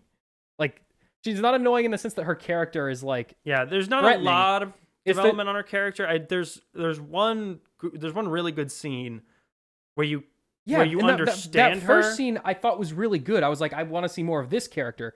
But then when the next scene she's in, that character's gone. Yeah, and she's just like, we need the troops over here, and that's all she does become after that. a little bit one note at the end. Like that like inner conflict or that like back like that previous past trauma that is referenced early on never has to do with doesn't really again. You don't really feel it stick with her throughout the whole thing. Now I could be okay with that if maybe she only said that to like get the main guy on board. Like maybe that was a story maybe she was made lying up. to him. Yeah. Then I could understand. Then that would make a little more sense to me. And maybe that is what the intention was. I don't know. But my experience with that character was I would have rather this character have been directed differently. I didn't like the way that the character was directed. Okay. It's not that I didn't like the character necessarily, but the direction of her character I feel like was a little bit grating. Yeah. But yeah, all the performances are great. But another issue I did have was not with the way the characters were acted, but rather like some things about them. Like, okay, so the little girl is somewhat of a technopath, right? Yeah, sort of. So her powers are never really like explained or explored, but no one around, and they're kind of vague in their usage. Well, okay, she only uses her powers to do one thing. And that's to turn things off. It didn't even really feel like she needed to have them. Well, she definitely needed have them. At the third act, okay, so she needs to do like one thing, but And I that's feel like what she was created to do. okay, but I feel like it didn't have to be like a technopath ability. Like I feel like it could have just been like something that's like a key from like her coding or something that like disables the whole thing. That's true, but I feel like just also for the sake of having other things minor happen in the spoiler, movie. she acts as an EMP, right? Yeah, she has like, the power to that's her deactivate purpose. things. I didn't understand why they needed to build a child EMP when they could have just like built an EMP. My understanding of that was to create a weapon that would be very hard for someone to deactivate because it was a child. But What are you more likely to destroy? A regular EMP or an EMP that looks like a child and begs you not to kill it? that's true. Yeah, one of those is going to be a lot harder to destroy than the But other. also, like, you just if you can just like build an EMP and just like shoot it at the spaceship, like you don't really need. Well, I don't You think can they avoid had the whole that. part where you have to like move the child across country. I don't think they had the capability to do something like that. Because if they just shot a weapon at the Nomad, they would have just shot it down. I think They put that kid I on also a rocket. here's my understanding of what I don't remember what the like robot creator their special name for it, Namatra. What I can look what it I up. understand the plan to have originally Okay. been was to let the child eventually because that one Grow grows, up and yeah, her grow powers up, and go up. they explain that as she grows, her powers range will also grow. My understanding was this child will eventually grow up to not only Nirmada. deactivate Nomad, but she would also have her powers be so strong that she could keep any sort of conflict from breaking out afterwards. Yeah. That's my interpretation of what the intended plan for this creation was. Mm-hmm. So, and I think, because all this happened prematurely to when Namatra's plan was to have all this done, they had to bring the child onto the thing because her powers weren't strong enough. That's how I understand. Another the thing story. I thought was underwritten was the whole. I guess we're just in spoiler. Yeah, spoiler time. Would you recommend The Creator? I would recommend it. If you Yes, like the me sort too. of like retro Japanese technology sort of look to things, definitely. If you just want a solid movie to go see, it's definitely If you worth a watch. Okay. If you like sci-fi, I think it's definitely worth checking out. If you like there to be original movies, Check it out. you should probably watch this. I know some people don't like it when they're like told you have to watch this thing if you want a different thing. Like people don't like saying like you have to see this if you want Yeah. more of it. But like people are always complaining. I hear it all the time that Hollywood doesn't make anything original anymore. Well, guess Just what? That's original. They do a lot. The problem is when they do, you don't go see it because there's a Star Wars coming Well, out. and in 2 sometimes months. they make an original thing and it's really bad. But this one is good. This so one's go see pretty this good, and I think it's interesting. I think it's worth seeing and thinking about and talking to people about, especially since the reception to it has been so mixed. I think there's probably a lot Yeah. of interesting discussions to be had about this One. movie. I am a little bit confused why and we can get into this. I can definly look on some I'm inane letterbox very reviews if you're confused curious. why the reaction is so mixed. I think a lot of people. I think there is a lot of missed the people point. who just straight up didn't understand it. And that's, you know what? That's good. That means the movie made a point and people interpreted it in different ways. And I think that's which is a good always thing. interesting. It's always more interesting when people That's have always better than the Exorcist Believer where they just everyone tell you a agrees speech. it's bad. Yeah. Or like when you see a Marvel movie, everyone knows who the good guy and the bad guy is. Yeah. At the end of the movie. This one, it's a little bit more mixed. I like that. Anyway, so spoilers. I was gonna say, so the whole crux of the war is that the AI supposedly bombed Los Angeles, and there's kind of like a throwaway line to like shut that whole plot point To down, explain that, yeah. where like they kind of just explain it away and just that kind of I thought expect was you to very move on. dumb. I feel like that needed to be explained a little bit more. Yeah, that was my main issue because that's such a crucial Because that is what necessary kicks part off of the the whole world war, yeah. building. Like they really needed to probably like further explain that, and they don't. Okay, that would be like if 9/11 happened, and then at some point a guy was like, "Oh, that pilot was just drunk. No, you're just a drunk. Those I'm two sorry. pilots were just drunk. That's why it happened." It's like, what? We need to. I need to see some proof of that, please. Yeah, but That's the main thing. Is the I believe it's Ken Watanabe, general character, who says that, and I was like, okay, do you have some proof you have for that, or nope, no, we're moving on. Oh, America's sending in suicide bomb. All right, I guess we're moving on. Next thing. yeah, it's just some of the world building in general, I think, was a little underwritten. Like the whole download a person's brain onto a USB stick and then plug it into an AI and like revive the person. But if like they died closer, it goes longer. I was immediately on board with that because that is a thing that they stole directly from Cyberpunk. So I was completely familiar with that concept already. I also thought it was unnecessary that like she come back to give him a hug at the end. It was unnecessary, but like it was nice. It didn't take away anything from the movie, which is why I didn't unnecessary. mind it. It was definitely unnecessary, but it was nice to have him have a wholesome little moment there at the end. So it was definitely stupid, and it doesn't really make any sense. But I was like, he gets to hug his wife. You know, he's gone through a lot. He's gone through a lot today. He gets one more hug in before he balls up. Okay.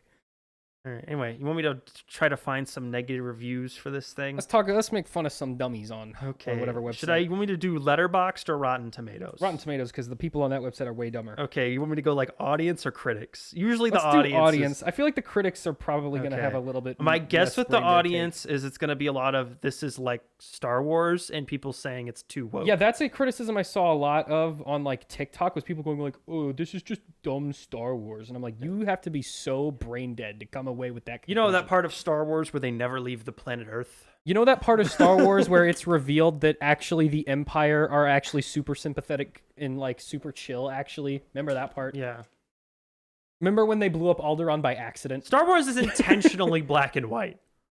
Yeah. That's the part of the point. And that's why... In this one, it's intentionally not That's that why Rogue One and Andor were the most interesting parts of Star Wars, is because they do get into the weeds a little more, and it gets a little more, shades of gray. Not a whole lot, but just a little bit more. This movie is very much shades of... I mean, okay, not really. America's pretty much the bad guy in this movie. But there's a little bit more nuance to the things that are happening. Yeah. All right, here's one. I'm not going to read the name. Well, I don't know. Jeff says that it's a tired plot. Machines good, humans bad, especially Americans. This is the first movie I've walked out on in years, smacking my head. Okay, yes, America is the bad guy, and they do lean into that a lot in this movie. But that's also because this movie is very heavily Vietnam. Yeah, it's very heavily inspired by the Vietnam War, which was also 9/11. Now, 9/11, pretty clear bad guy in that one. At least it was understandable what was going on. Vietnam, little less justified. Yeah, we kind of just started setting stuff on fire. All right, this one's in all caps. Interesting special effects, but I really didn't enjoy the movie. All right. I mean, if you didn't enjoy it's not for him. That's okay. But hey, at least he I think the visuals were really, really cool. If that's his takeaway, that's fine. I can. Capital D space lowercase b says 1 star. I can't remember the last time I walked out of a movie. This is such a predictable story that's been told over and over again. Really, it's a hodgepodge of tropes. We got up, left. Then later at dinner, we guessing how the movie ended. Where we looked it up and we'd absolutely nailed the ending. The acting isn't bad, the story is bad, and ultimately the kid is cute, but it's a toaster with a cute face. Still a machine. Yeah, so they completely missed the point. They might have missed the point more than anyone else, actually. The toaster with a human face is like, wow, you just... They fell for the fake propaganda. The propaganda wasn't even real, and they fell for it. The plot of... One's half a star. Ooh. The plot of the movie was dope, but the story and just everything in general was out of whack. Nothing really made sense to me. It could have been better. All right. I mean, I can't even, there's not even anything to criticize. He just said, I don't like it. I don't get it. Like, at least he admitted it. I don't get it. Like, there's nothing wrong with that. Yeah. Long and boring. Typical humans versus AI, but we were supposed to feel something for the robots. Yeah, you were. Yeah. The point is that the war is always bad. That's the point. The war is always bad. Now, and what makes this movie interesting is that it is a war against non-human characters, which at first makes it seem like the war is much more justified. because it's a lot easier to justify a war against a non-human entity. Okay, this But person. the point of the movie is the war is always bad, even if it is a non-human entity. That's the point. War bad. Very easy to understand. Person gave it 1 star, but asked in the review, "How do I make that a 1/4 of a star?" They could have made it 1/2 a star. They chose not to, so I found that interesting. Talk to the UI designer. Terrible plot, unbelievable. Who believe it? Emotional robots. Who believe it? Emotional robots? There's no punctuation in that sentence. I'm assuming he was like, "Who believed this?" That guy's name. I've never seen that guy's name on here robot. is just watching. I feel like he might be a robot. There's a high likelihood of that. A lot of people saying it's too rushed. I could understand that to a degree. I feel like they should have spent more time on certain ideas. A lot of people are complaining that they're trying to make you feel sorry for the machines. Yes, they are. That's for the point. It feels like this is like people watching Starship Troopers and not understanding that like the military is bad. Yeah. It's the people it's the exact same people thing. who watch Starship Troopers and think like don't understand the whole point. Starship Troopers is the same movie as this. In a lot of ways. It's just from the other perspective. Starship Troopers is what you would have gotten if you made this movie about the US military's role. It would have been the exact same. Yeah. People saying I love the visual storyline is flat. I can understand that. It just sucked. Poor plot. Bad acting. I can't. Again, just bad. I can't argue with. A lot of people saying there's bad. A couple of people saying there's bad acting. I don't think understand because that. the main character. Do they not like John David Washington? I think it's because he's not super over the top. He's not very flashy. He's very restrained. Very subdued. Yeah, he's subdued, and so I think people interpret that as bad. Convoluted storyline. Okay. Maybe if you weren't paying attention, I could understand. It's not complicated. Yeah, it's not. It's very easy to follow. I could understand. This person said it made no sense. I can understand thinking it's derivative or slow, but it being like completely ununderstandable, that I don't get. If maybe you get caught up on like the like little bits on like how does their technology work, if you get really into the weeds, like thinking about that, yeah, like maybe you won't. Maybe you'll not realize what else is going on, but I don't really. Yeah, let me look over to Letterbox. See if there's anything interesting. What did the critics? Here. What did the critics have to say? What's their what do they got going on? Let's find out. 67% from 283 reviews. Only is a 67%. That's surprising. Centering an American character in a thinly veiled story about the Vietnam War would have been cutting edge back in the 1980s, but in the 21st century, it feels regressive, slack, and inert. See, here's how I know that that's not true, because we saw the other reviews, and they did not get that. So, counterpoint, maybe they need everyone else. Had potential, but falls short of its Kubrickian ambitions. Okay, I feel like saying it didn't live up to Stanley Kubrick films is a little bit of a high bar. That's also... Well, this movie made by this guy is nothing like a movie made by this other guy, so therefore bad. That doesn't make any sense. Why would you measure something's good? Writer-director Gareth Edwards and his collaborator Chris Weitz have crafted a script which tries so hard to cover all the ethical dilemmas posed by the rise of artificial intelligence that I'm not sure what it's meant to be saying. See, that's what I think the problem is. That's not what it was about. Is that it's not what it's about. That's not what it's about at all. It's not about the ethical dilemmas of AI. No. It is about empathizing with your enemy, and they use AI characters as a substitute for human ones. I think this movie is kind of a victim of its own of its timing. Era. It was bad timing. I feel like this is gonna be a cult movie. Yeah, I know people say that for like a lot of things, and the cult movie is kind of dead in modern times because of streaming. It's kind of killed the cult movie. Streaming creates a lot of cult movies, and it allows them to be more accessible, but it's harder for something to like rise out of the pack. Yeah, because there's just so much stuff. But I feel like this is going to be a thing where like when the AI, not that AI is going to go away, but when like the craze around it being like just now emerging, when the hubbub about it dies down, people kind of rediscover this movie. This movie is not Terminator. A lot of people are confusing this movie for Terminator. It's not about Terminator. Yeah, that is a movie about how AI is bad. Yeah, that's a movie about the potential dangers of AI. Yeah. This movie is not about It's not that. about that. An atomic level of schmaltz. So there was very small It was schmaltz. too schmaltzy. No, there's not enough schmaltz. It's an atomic level, so very small.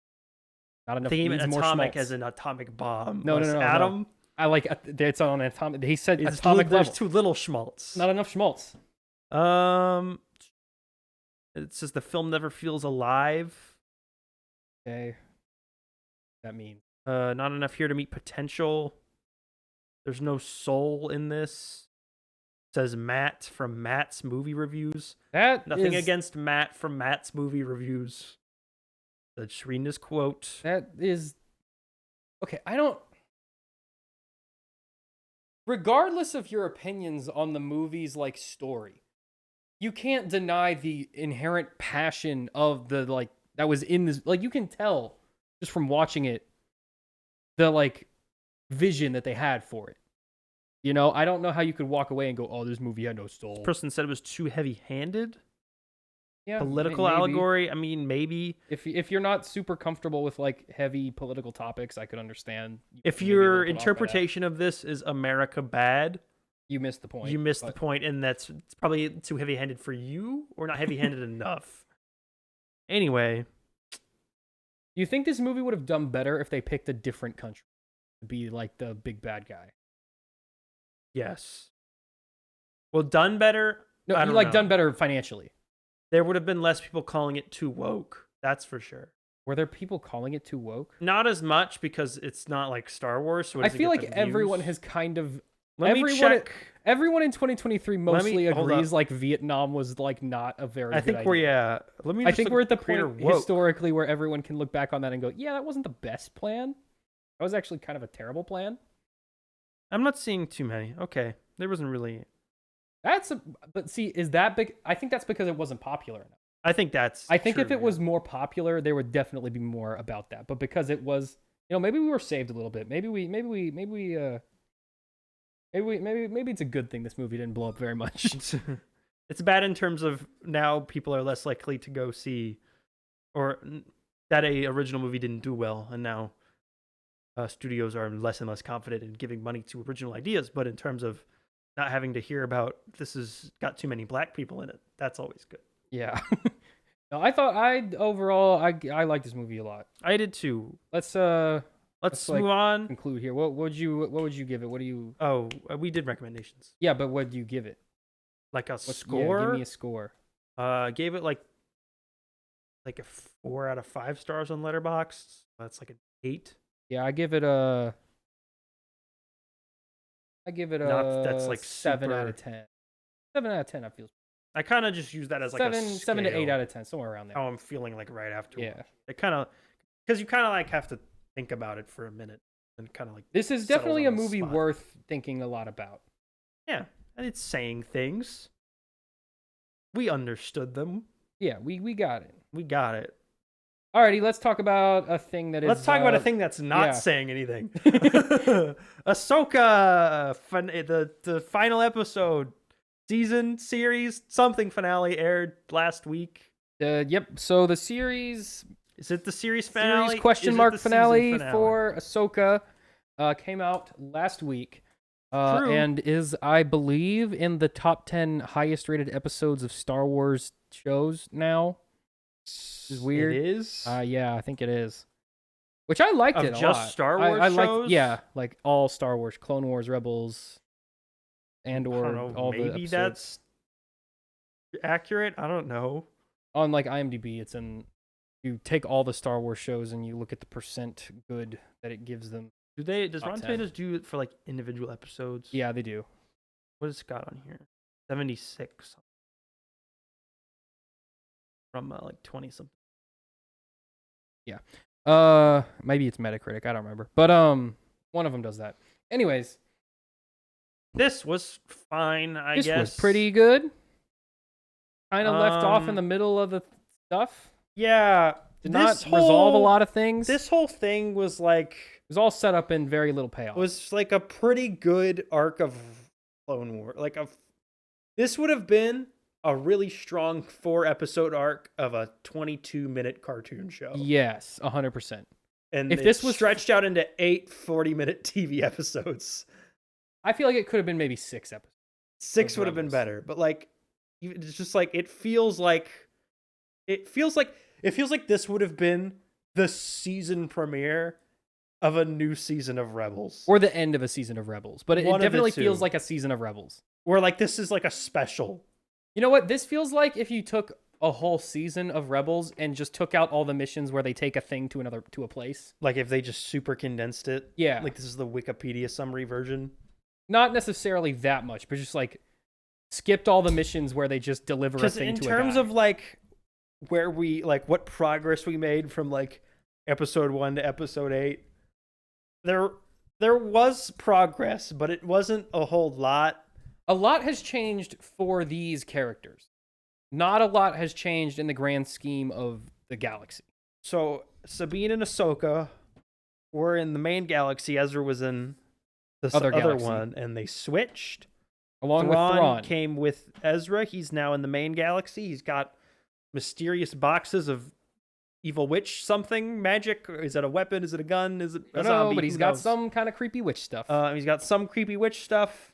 There's Balin's skull. Is that okay? Doing that something that on I feel like we'll have to talk about for a little bit longer.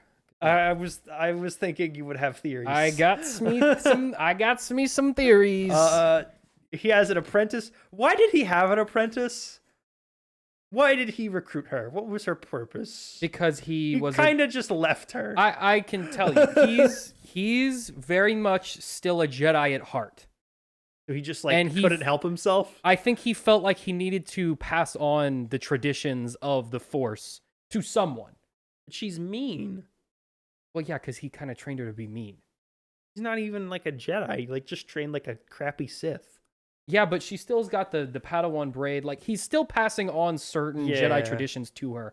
I think, and maybe she wanted to. She's gonna go join a bunch of random pirates.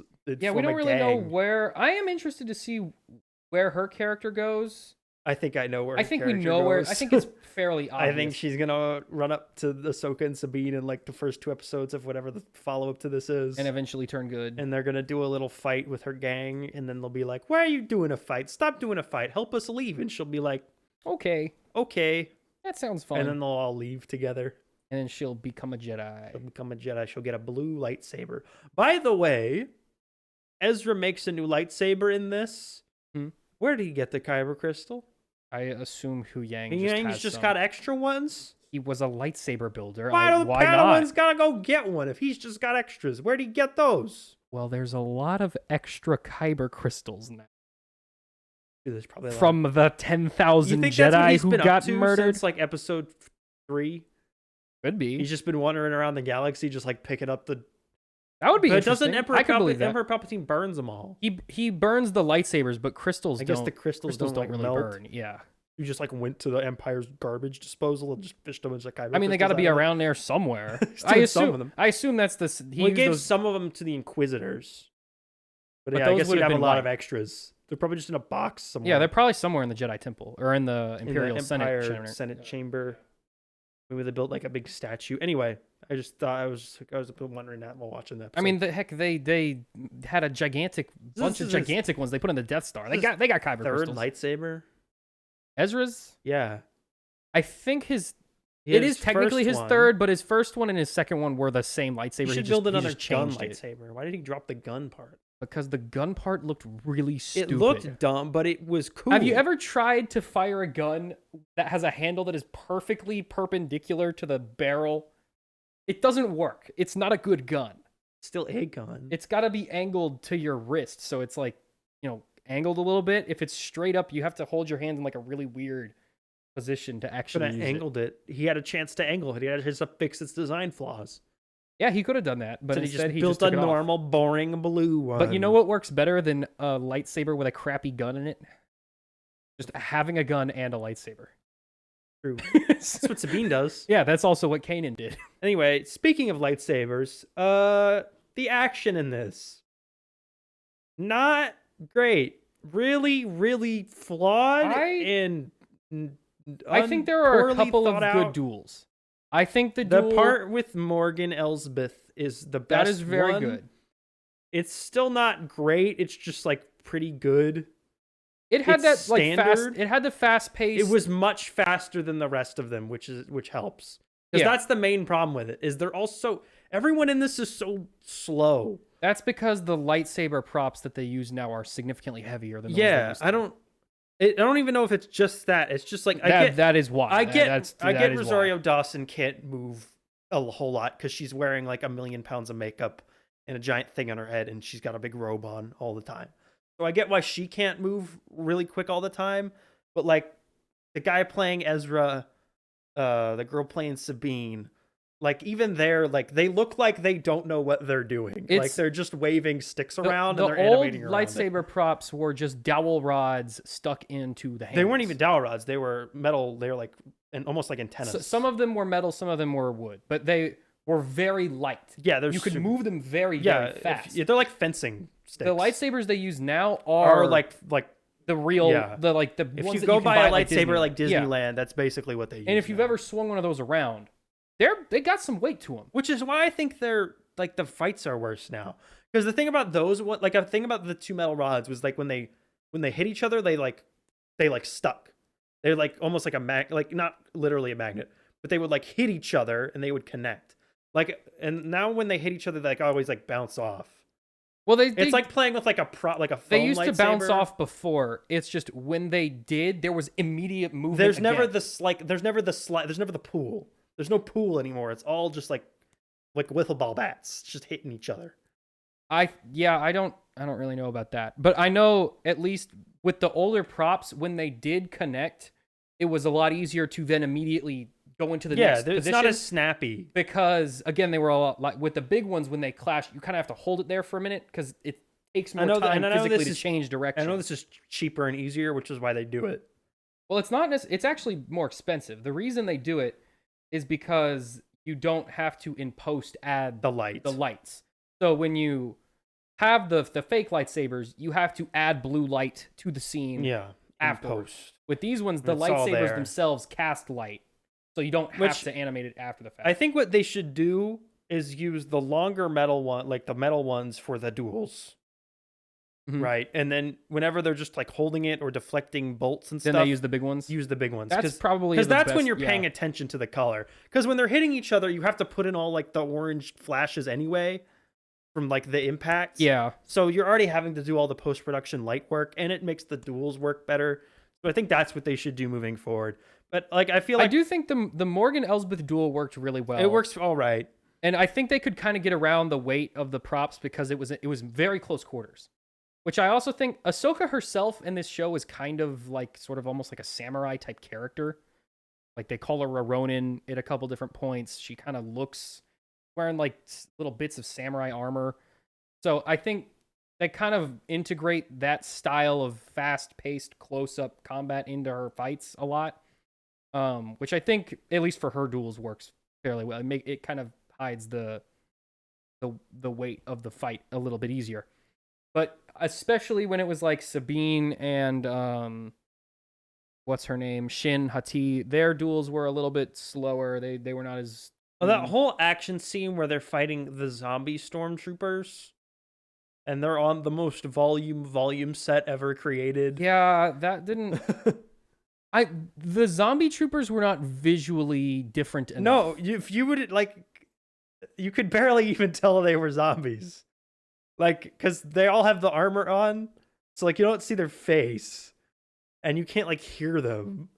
So it's just like some of them are moving like zombies like this. Yeah, and they had like glowing eyes, but they weren't glowy enough. But they were all behind the helmet. Yeah, so you gotta get the helmet off. Or they should have just made it glow enough that you see it through the helmet. They did because that way they didn't have to do any makeup. But like, come on, if you're gonna do zombie, they did have the one. Let me see the zombies. They did have the one where his mask gets cut off and you see his zombie face, which was cool. It felt like they did that whole thing where they were like, "Whoa, now we pull out our trump card," and they revive them all as zombies. I was like, that is not. This is in no way like they defeated them all when they were alive. What makes you think they can't defeat them all when they? And the characters are like, "Oh no, they're zombies." I'm just like, you have the magic cutty sword. Well, just cut okay, them in half. That wasn't working though. They did stab them a bunch, and it didn't really. They Why? kept just coming because they're zombies. They're not gonna stop. They're already You dead. just cut them up. Go There was like 40 dudes. Slice them in it half. still takes a long time, and you're still deflecting like all the lasers from the other guys. zoop, zoop. There was a lot going on. You just cut them in half. You don't Yeah, even got to worry about But killing what if them. someone shoots you while you're cutting a guy in half? Go boop, deflect that one, cut that guy in half. But then you didn't finish cutting him in half, and now he's. They're all on like the top of that little platform. Except They're for the all ones right that there. are not on the platform. There was like 50 guys in there Where? in that scene. Oh, when they're in the chamber. Yeah. Don't they all run away anyway? No, they don't run away. They keep following them. The characters run away like up that stairwell, and they keep like closing doors behind them to slow them down. I'm saying like at the top when there was that whole scene where they were like dragging out that fight. Oh, those two guys? Yeah. I think no, I think their armor was like Beskar or something. Because she shoots one and it just Where like do you bounces get off. Beskar? Is there Beskar on that planet? They probably some of the purge it with some them? of the purge troopers had the Beskar already. Where did they get Beskar? Thrawn left before they did all of that. No, not when they made the purge. The purge troopers were made during the Empire.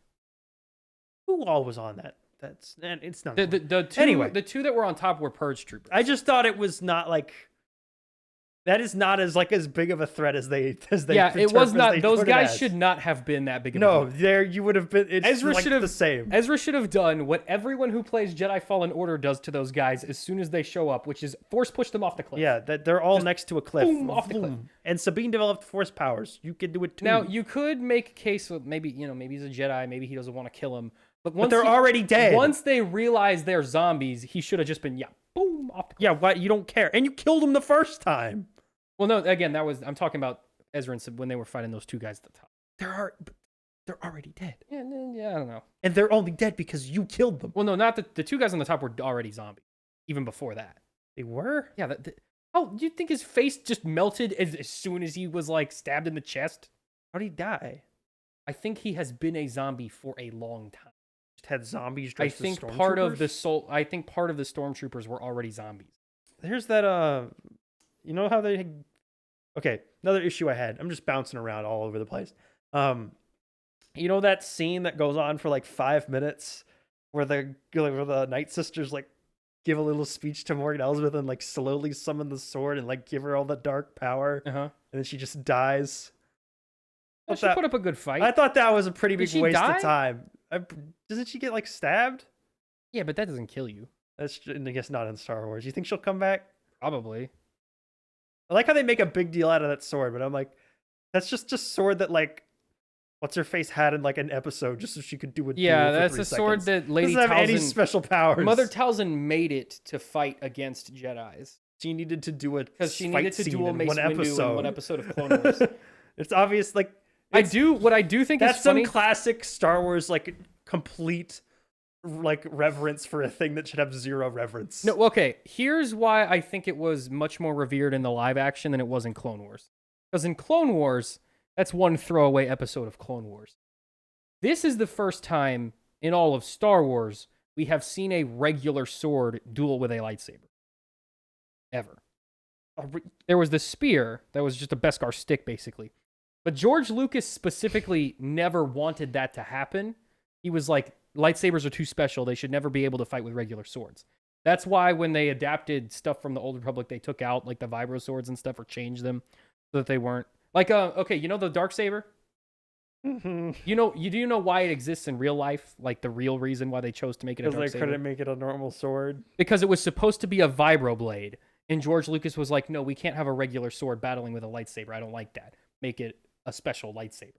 That's the real reason why that exists. So I think the reason why they kind of like tried to hype it up is because in order to keep lightsabers special, you have to make sure that everyone knows that this sword is also special. But we saw Mandalorian fight one with a big metal stick. So it's not like that is super like new. Yeah. It's not like a cool new idea. It's not new, but it is. Especially since it's a thing from another Star Wars thing. They have to make it a revered item so that it doesn't devalue the specialness of lightsabers. They needed a way for that character to do a big duel, and they were like, what's the thing that the Night Sisters have? Oh, she had a sword that one time. Okay, summon the sword. I do think it's funny that it took 3 to summon one sword. Night Sister mothers like a minute to summon a sword that Mother Talzin was like 3 boop, seconds. Sword. Is she alive? Did she die in that show? I think she died in that episode of Clone Wars. She? I think she was killed. Oh, Dooku killed was it Palpatine? No, I think it's Mace Windu. I think Mace Windu kills her in that episode. Mother Talzin. Because she is, I believe, like significantly more powerful than like the Dathomir witches we see episode. Died. When did she die? How did she die? Tell me, Wikipedia. You're my only hope. Wikipedia, tell us the thing. She was killed by 6s. No, 6s isn't. Oh, she gets killed in a comic book. How? Grievous kills her. Dumb. Yeah. If Grievous was gonna kill her, why didn't you just Count kill her Dooku the sends first time? Grievous to go stab her in the chest. Oh, so that's not canon anymore then. That comic must have been made before that the Clone Wars season 6 came out. No, it takes place after Clone Wars season. Grievous was dead after that. No, he doesn't die until episode 3. No, okay. The event that comic book is talking about happens in Clone Wars season 4. But Talzin isn't seen after that. Like, she isn't seen in Clone Wars seasons 4 through 5 after that, right? Then there was that like gap before when the show ended, before Netflix renewed it. That comic must have come out then, because Mother Talzin shows up again in the Netflix season of Clone Wars. Yeah, this takes place after. And Grievous would be dead. No, like, he's not going to send Grievous back to Dathomir. There's no one there. After she shows up in Clone Wars for the final time, this comic takes place, and then episode 3 happens. So he sends Grievous by himself to go kill one I'm Night not reading Sister? this whole thing, but that's the gist of it.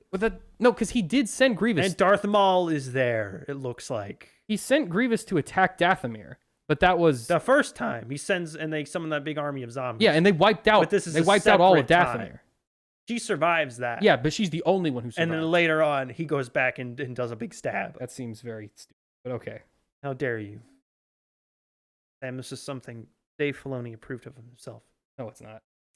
He's never read that comic book. Dave Filoni does not know that comic exists. What did you think of the ending? The Return of the King style, just a million different cuts to a million different things happening. I like what it sets up. I'm excited for the Heir to the Empire movie. I don't think it's particularly good. Do you think this goes directly into the movie, or they're going to do another season of this and then do the movie? I think that it goes into the movie. I don't know. It feels like it's too much of a cliffhanger. Because then if you haven't seen this show, you cannot watch that movie because it's in the middle of this show. Like, you have to resolve this. You have to put everything in a place where, like, you have to get everything to a stopping point. Like, nothing here is at a stopping point. It's all dangling. Yeah, I mean, okay. If we went like, we don't even know what Thrawn's magic boxes are. If we extrapolate out and we assume it's going straight into a movie. Let's say Thrawn shows up in the galaxy. Everyone's like, "Oh my god, Thrawn's back." Leia's like, "Oh my god, Thrawn's back." What do we do? And then Thrawn takes his magic boxes and he drops them on some New Republic planet and starts wreaking havoc. And Luke Skywalker goes, 5 other Jedis, get him. And they all go and they beat him up. They win, and then they go get Ezra and Ahsoka back, right? That's the whole movie? Basically, yes. That's how every Star Wars movie goes. But I think that if they do go straight into a movie from here, it would be about Luke. I feel like...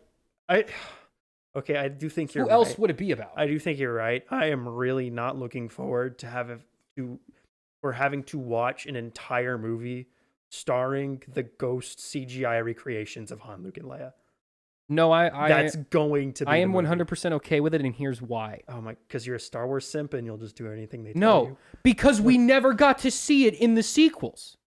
There was not a single scene in the entire episodes 7 through 9 where all 3 of them do a thing together.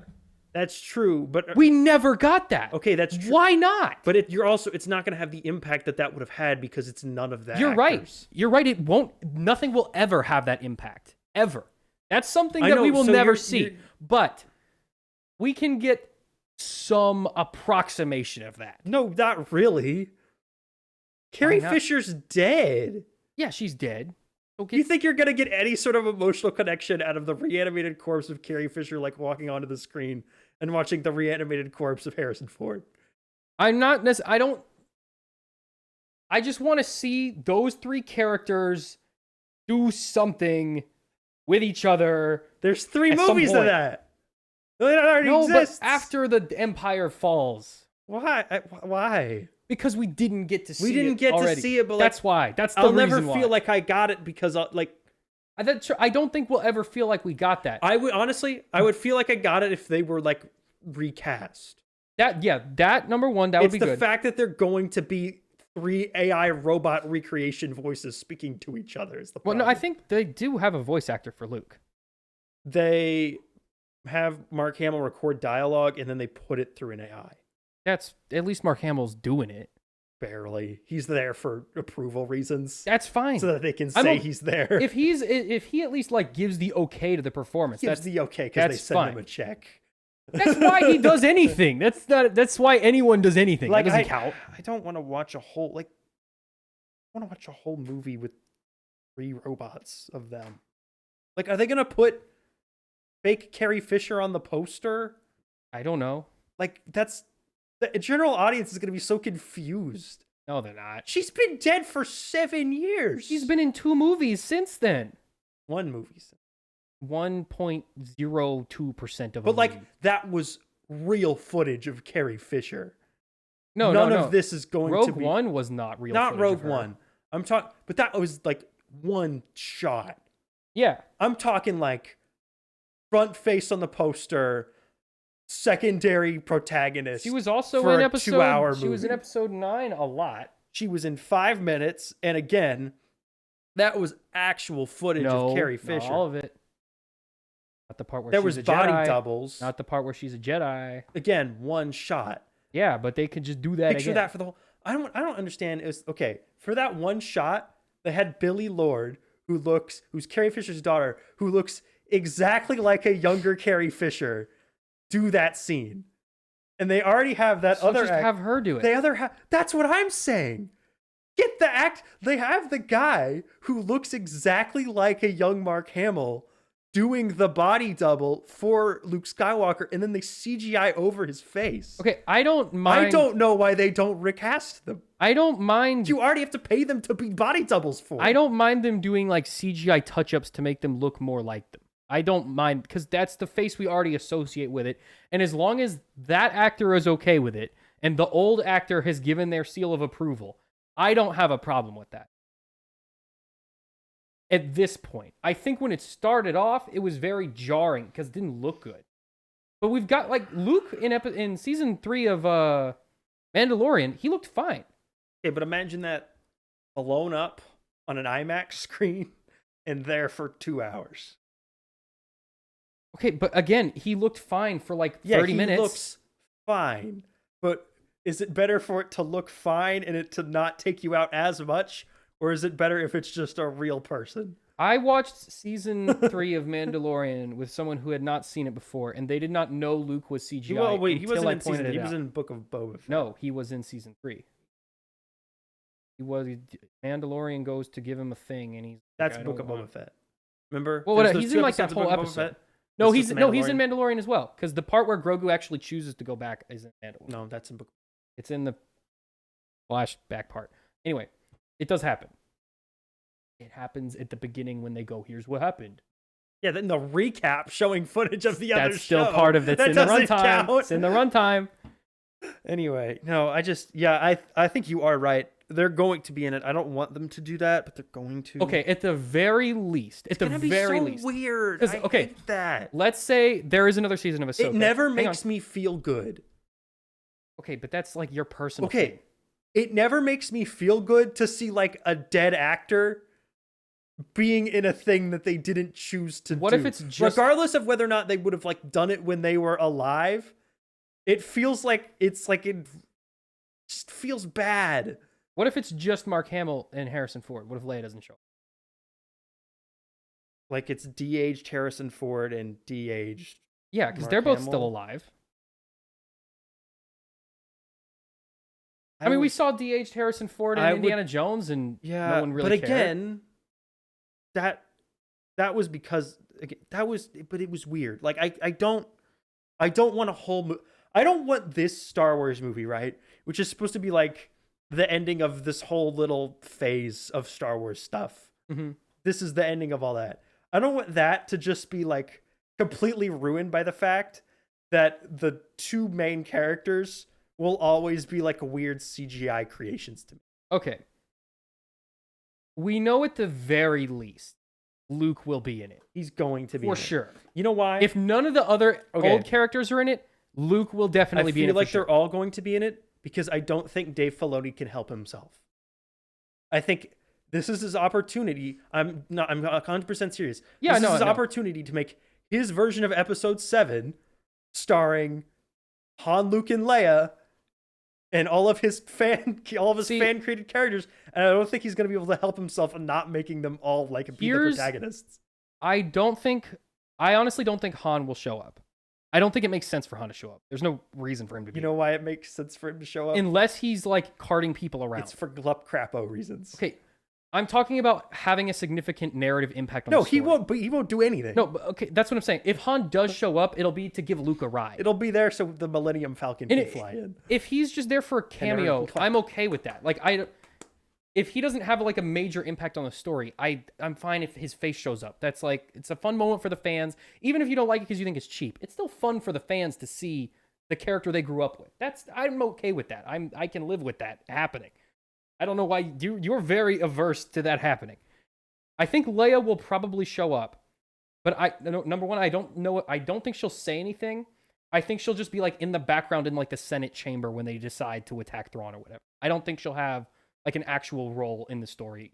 Yeah, I think the only one that will have a role in the story is Luke, and I think he'll help them fight Thrawn. Do you think Luke will be like the main character? I don't think Luke will be the main character. Who do you think would? It will either be Ezra or Ahsoka. If Ahsoka gets a season 2 and these characters end up back in the main universe, it'll be probably Ahsoka. See, the problem if that doesn't happen, it'll probably be Ezra. See, the problem is that this movie is coming out in movie theaters and it has to appeal to a broad general audience who mostly didn't watch any of these shows. So it has to be a character they're either can easily grasp or are already familiar with.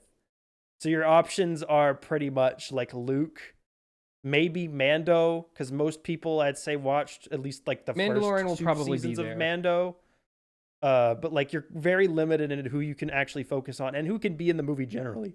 Because if you just have a bunch of like these Rebels and Clone Wars characters just show up at random times, everyone in the audience who is not like a super familiar with Star Wars is going to be very confused. That's true to an extent. It depends on how good that property is, or how good that movie or whatever is at making those characters feel naturally integrated into the story. If they introduce Ezra as basically a new character in the movie, people will understand that. New characters with complex backstories are introduced to stories all the time. To some people, it just means to that person that's a new character. Yeah. And that's fine. That happened when this show came out. And there were a lot of people who were confused, but there were also a lot of people who sort of got on board with it and were like, okay, I kind of get an idea who these people are now, even though I didn't watch all this other stuff.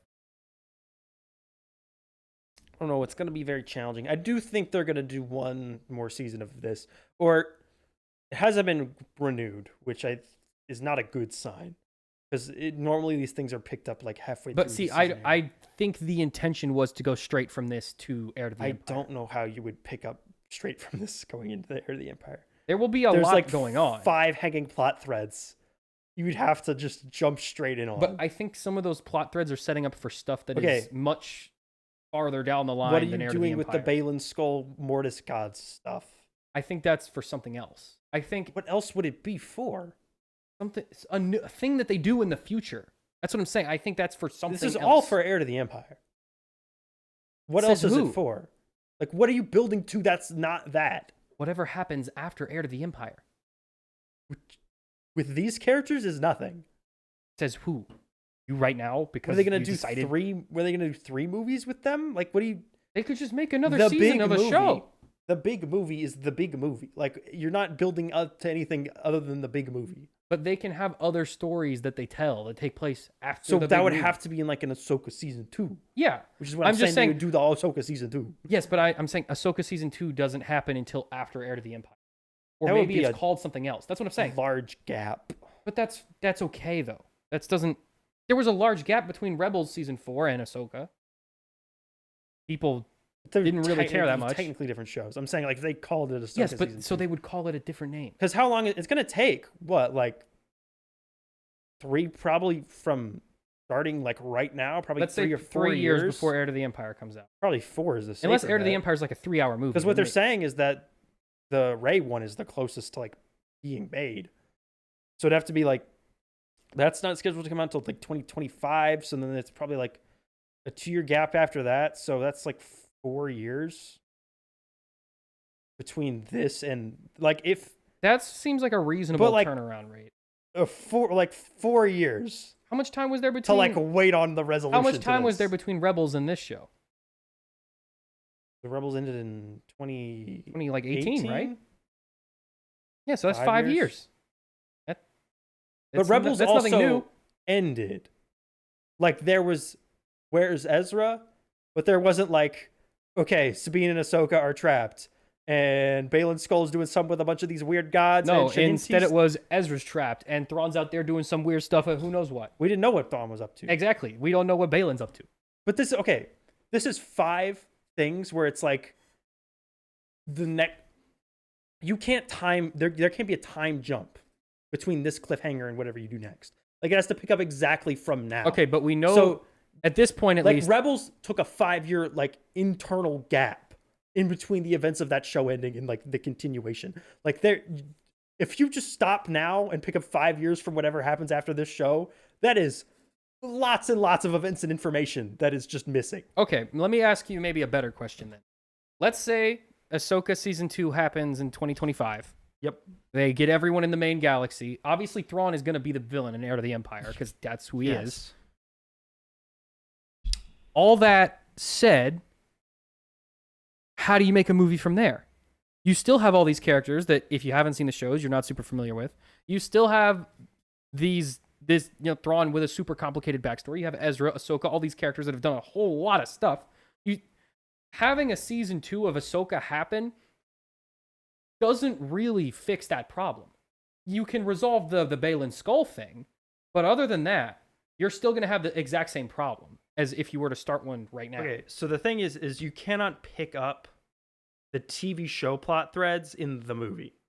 The movie has to be new plot threads. It can use the same characters, and they can be in circumstances that they were put in place by the show, but they cannot directly like be the next chapter. Like they can't just immediately continue in because the audience is completely unaware of what just happened. But like even if you, it's like playing chess. You have to put them all in place for the next move to start. You can't just stop mid-move and then pick up for the move with the next move. If you put all the pieces in place, it doesn't matter what position. That's what I'm saying. Hang on. Filoni has to do is he has to put them in place. It doesn't before matter he what goes. place they're in. If you're playing with someone who's never played chess before, you still have to explain what a knight does. You still have to explain what a rook does. Doesn't matter where the pieces are.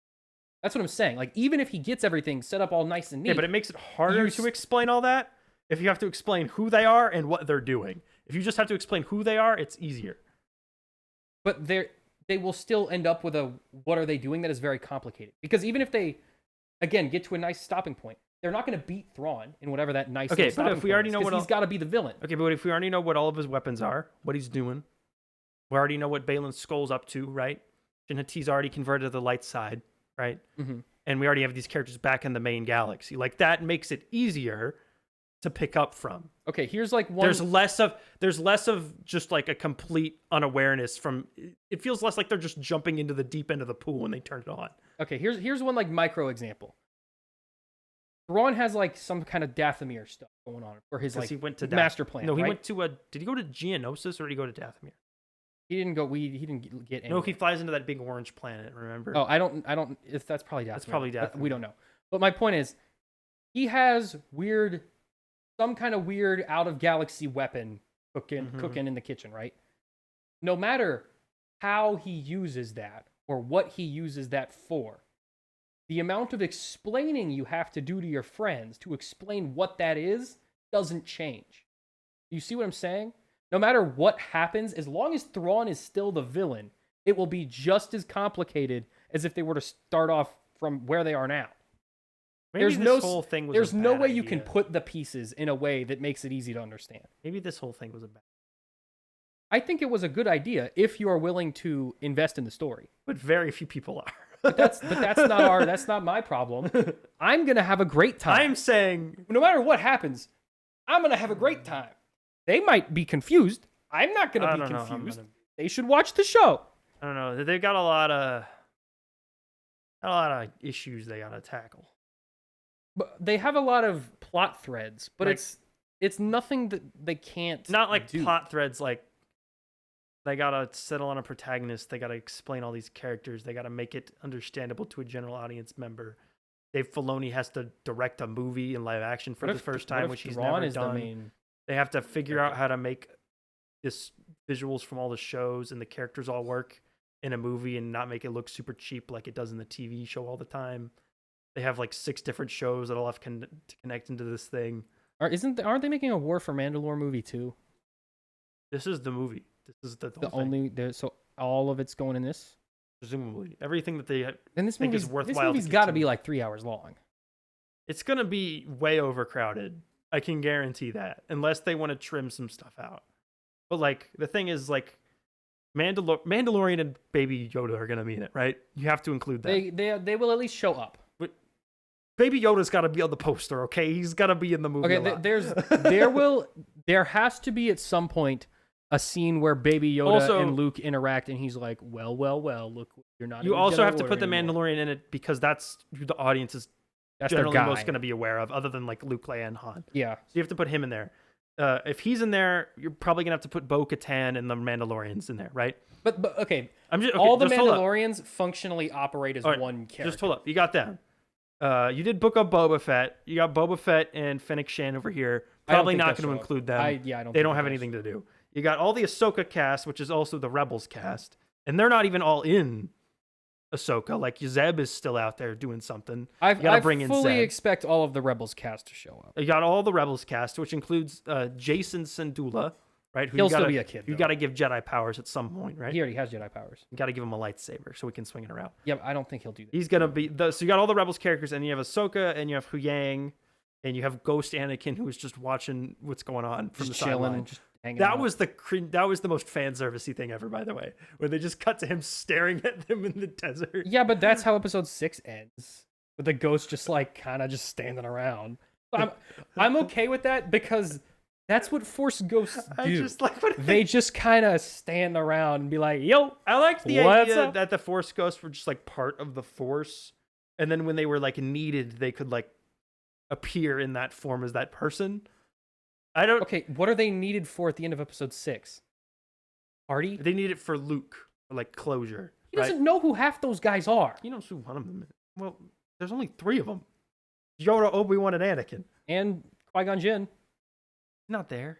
Didn't they add him like in one of the Oh. recuts or whatever? Oh, well, he didn't.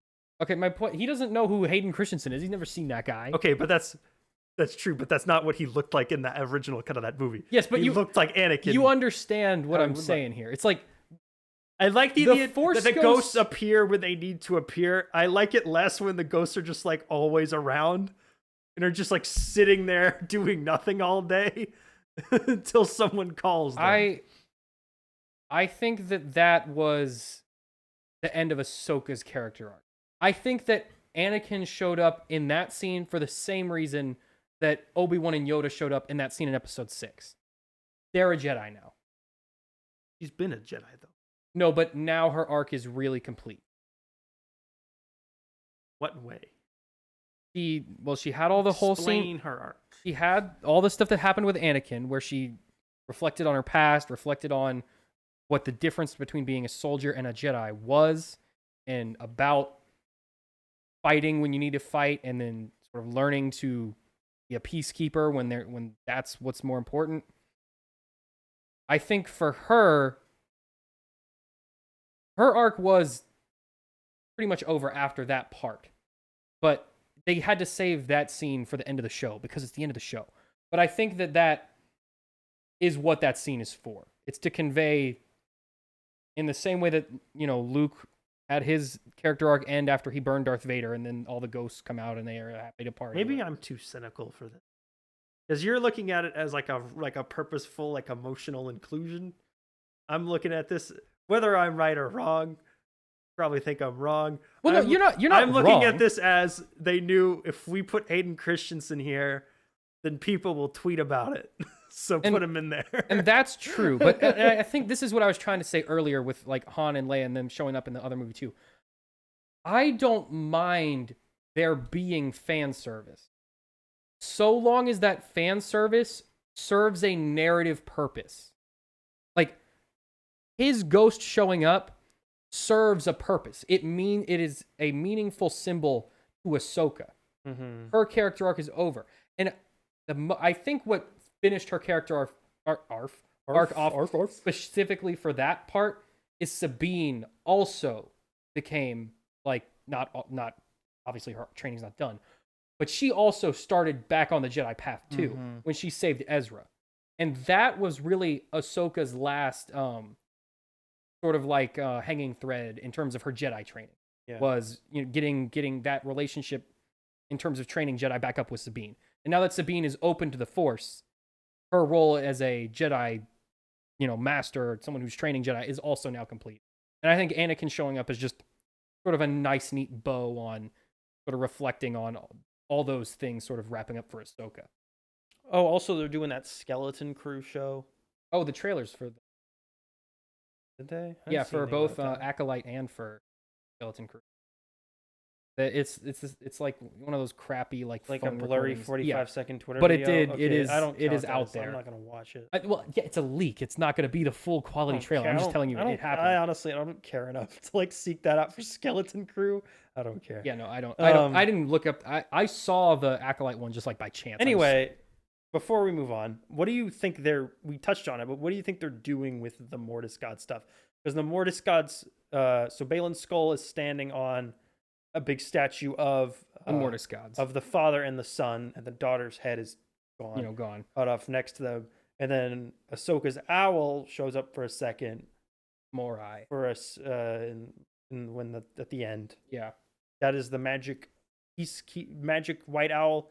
It's the owl that follows her around. It was given to her, or is the daughter reincarnated, maybe? It's okay. So the owl used to follow the daughter around. Yeah. I think now it was just basically her Ahsoka pet, around. but now it follows Ahsoka around. I don't think it's a reincarnation. Some people say it's a reincarnation of the daughter. I don't really think that's true because that doesn't. The owl doesn't even do anything. Anyway, what do you think they're doing? By the way, okay, this is the problem. You have to explain the Mortis Gods. So basically, in Clone Wars, there's a 4-episode arc. Which is where Obi-Wan in my top 2 favorite arcs, but it's really good. You should watch it. It's 4 episodes. It's short, but Anakin and Obi-Wan and Ahsoka are flying around in space for no reason, and then they get lost in they get sucked into a planet called Mortis. It's a magic force planet, and there's basically 3 force gods. One of them is the father, one of them is the son, and one of them is the daughter, because Bible. And except for not at all. Except for there's the Father. In the Bible, it's the Father, the Son, and the Holy Spirit. In this, it's the Father, the Son, and the daughter. Yeah. Except for they're all totally separate people. Also, this episode of Ahsoka named what is it? The Jedi, the Witch, and the Warlord, which is obviously a play on the Lion, the Witch, and the Wardrobe, which is also a biblical. The title of the Second Chronicles of Narnia book, technically the first, but it's the first written, second in the line. But it's C.S. Lewis obviously wrote that. There's a lot of religious implications in that book, so a little bit of a Bible story. There's some biblical. Anyway, that's not important, or maybe it is. We don't know. So there's the Father, the Son, and the daughter. The Father keeps the balance between the Son and the daughter. The Son is the dark side of the Force. The daughter is the light side of the Force. The Father is the balance. Just summary of it all. While they're there, Anakin and Obi-Wan and Ahsoka kill the son and the daughter. All 3 of them by accident. The father wants Anakin to take over for him because the father is old and weak and gonna die. And Anakin is shown to be able to control both the and son Anakin and the daughter. can do both because he's the chosen one. But But anyway, the two children both die, and then they all leave, and the father is really sad. No, the and- father dies as well. Does he die too? He's killed by the son. So they all die. All three of them die. So what are they doing? What are their purpose in this? I don't know. So What do you think it is, Sam? There is Also, there's a fourth one called The okay. Mother. Yeah, hang on, because that's I'm But gonna. she's not in it. They don't explicitly reference her. I'm gonna do some theories. All right, I'm gonna take a nap.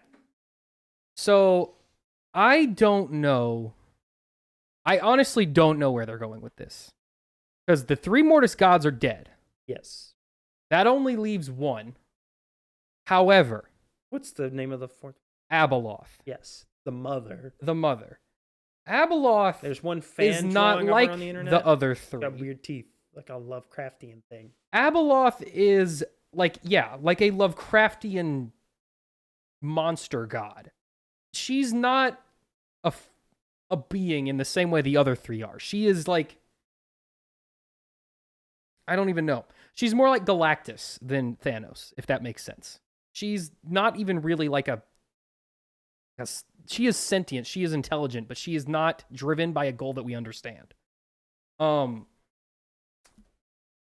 find out more information on Wikipedia. In the original sequel, or the original expanded universe that took place after episode 6, her prison, which exists outside the galaxy, eventually breaks down, and she is able to escape and invade the Star Wars galaxy.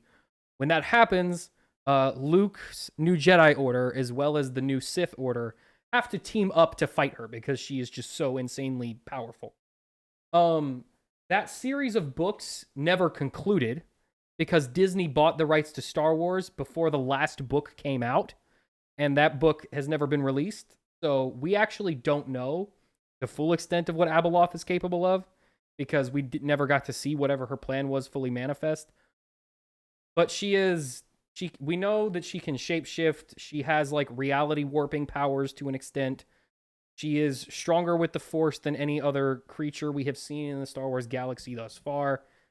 She's just all around real bad news. The only way that they were able to keep her out of the galaxy was trapping her in a sphere of black holes.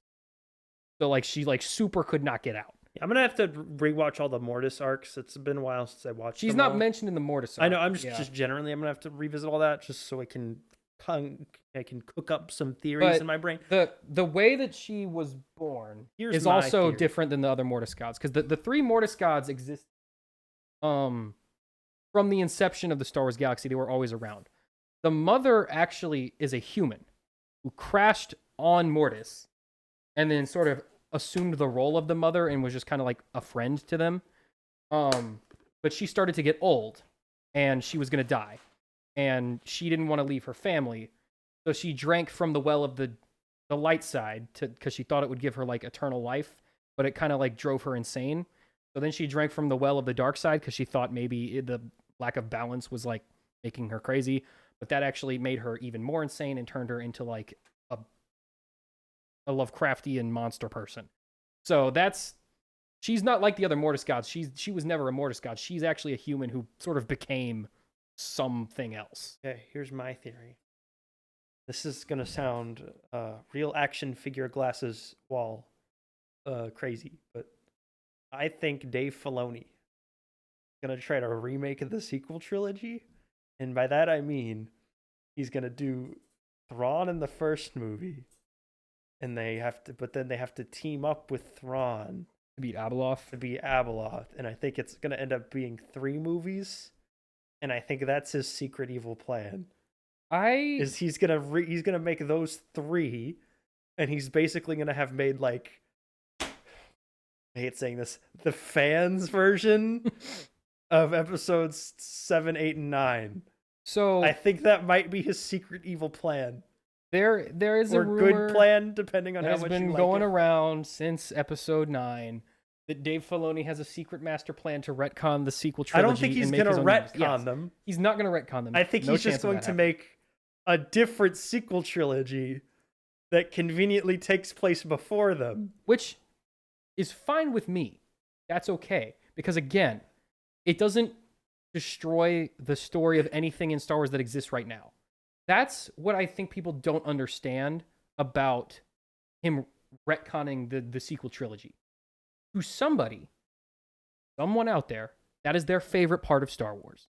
Because every part of Star Wars is somebody's favorite part of Star Wars. No matter how weird or how much of a loser it makes. No matter how wrong they are, it's their favorite part. That's why every time Anakin shows up in anything, Star Wars Theory goes, and he busts a huge nut, because that's his favorite part of Star Wars. And there's nothing wrong with that. Everyone's allowed to have their favorite part of Star Wars. What the fans right now, how they don't understand this is beyond me, especially since this already happened with the prequels. The sequels are the next generation's favorite Star Wars movies. Because if we know anything about Star Wars, it doesn't matter how good the movies are. It's just that they like, Star Wars is cool. It was cool. Not anymore. But that's because you're not 12 anymore. Not to the kids. The kids still freaking awesome. When Rey has 2 lightsabers and double teams the Emperor and shoots his lightning, and he's blasting all the spaceships with his lightning, and then the whole fleet shows up, to some little kid, that's awesome. To us, that's really, really dumb. But you know what else was really, really dumb? When all the clones turned on the Jedi in Episode 3. That was really, really dumb. But guess what? Now we've gotten Clone Wars. Now we've gotten all these different explorations into sort of expanding on that. Now, when you see that scene in Episode 3, people cry. Because they're like, oh my gosh, this is so sad. When it first happened, everyone was like, what? They were evil the whole time? Huh? Now everyone's like, do it. They were friends. They were manipulated by the Emperor. It's so sad. So, that's the part that I think all the current day Star Wars fans don't get. They will never retcon a Star Wars movie. Ever. Because, one, it's important to someone. That's not the real reason. The real reason is because Disney has committed to this already. No, they're not going to backtrack. No matter what, that is the most well-known recent Star Wars movie. And they are going to go down that path. They all made over $1 billion. Because they've already invested in it. They all made over $1 billion. So they're not going to change course. That's the real reason. But also, given enough time, it will be looked at fondly. Exact same thing that happened with the prequels. No matter how crap it is, someone will develop rose-colored glasses. Exactly. And that's fine. Is it? Yeah, that's fine. They're allowed to like what it's they just like. So if they make if they make the fans trilogy, or Dave Filoni has this master plan, which I don't think that they will. I think there is some truth currently to the idea that he probably does not like those 3 sequel films. Yes, that I wholeheartedly agree. I don't think he does. He has the way he would like it to be, and that probably George told him about. And I know he likes Legends. Yeah. So I do think he's going to make some version of that. The only reason why Thrawn was a villain in Rebels is because Dave Filoni liked that character so much that he inserted him over. He wanted to put him into the Star Wars universe, and I think that that's fine. Anyway, now here's where I think that there may have been a mistranslation in what I was saying earlier. I agree with what you said about him making a sequel trilogy. I don't necessarily know if it will be a trilogy of movies. It could not be. But I do think that the Abeloth is a hook for something that is much further down the line. They're going to do something with it. Yeah, that will go somewhere, but I think that will be after Heir to the Empire. And I think he's the only one who understands that whole concept and the whole weird religion of Star Wars. Because enough to be the one that does it. Number one, Dave Filoni knows what Abeloth is, and he knows that it's too big of a deal to have it be a side story in a Thrawn movie. Yeah. If you're going to do a Thrawn movie and you put Abeloth in it, that's not a Thrawn movie anymore, because Thrawn is freaking worm compared to Abeloth. It doesn't even make sense to have them in the same place. Hey, Tucker's audio cut out right here, so that's the end of the episode. Thank you so much for listening. You didn't miss anything. They just kind of rambled on about Ahsoka for like 20 more minutes. Bye.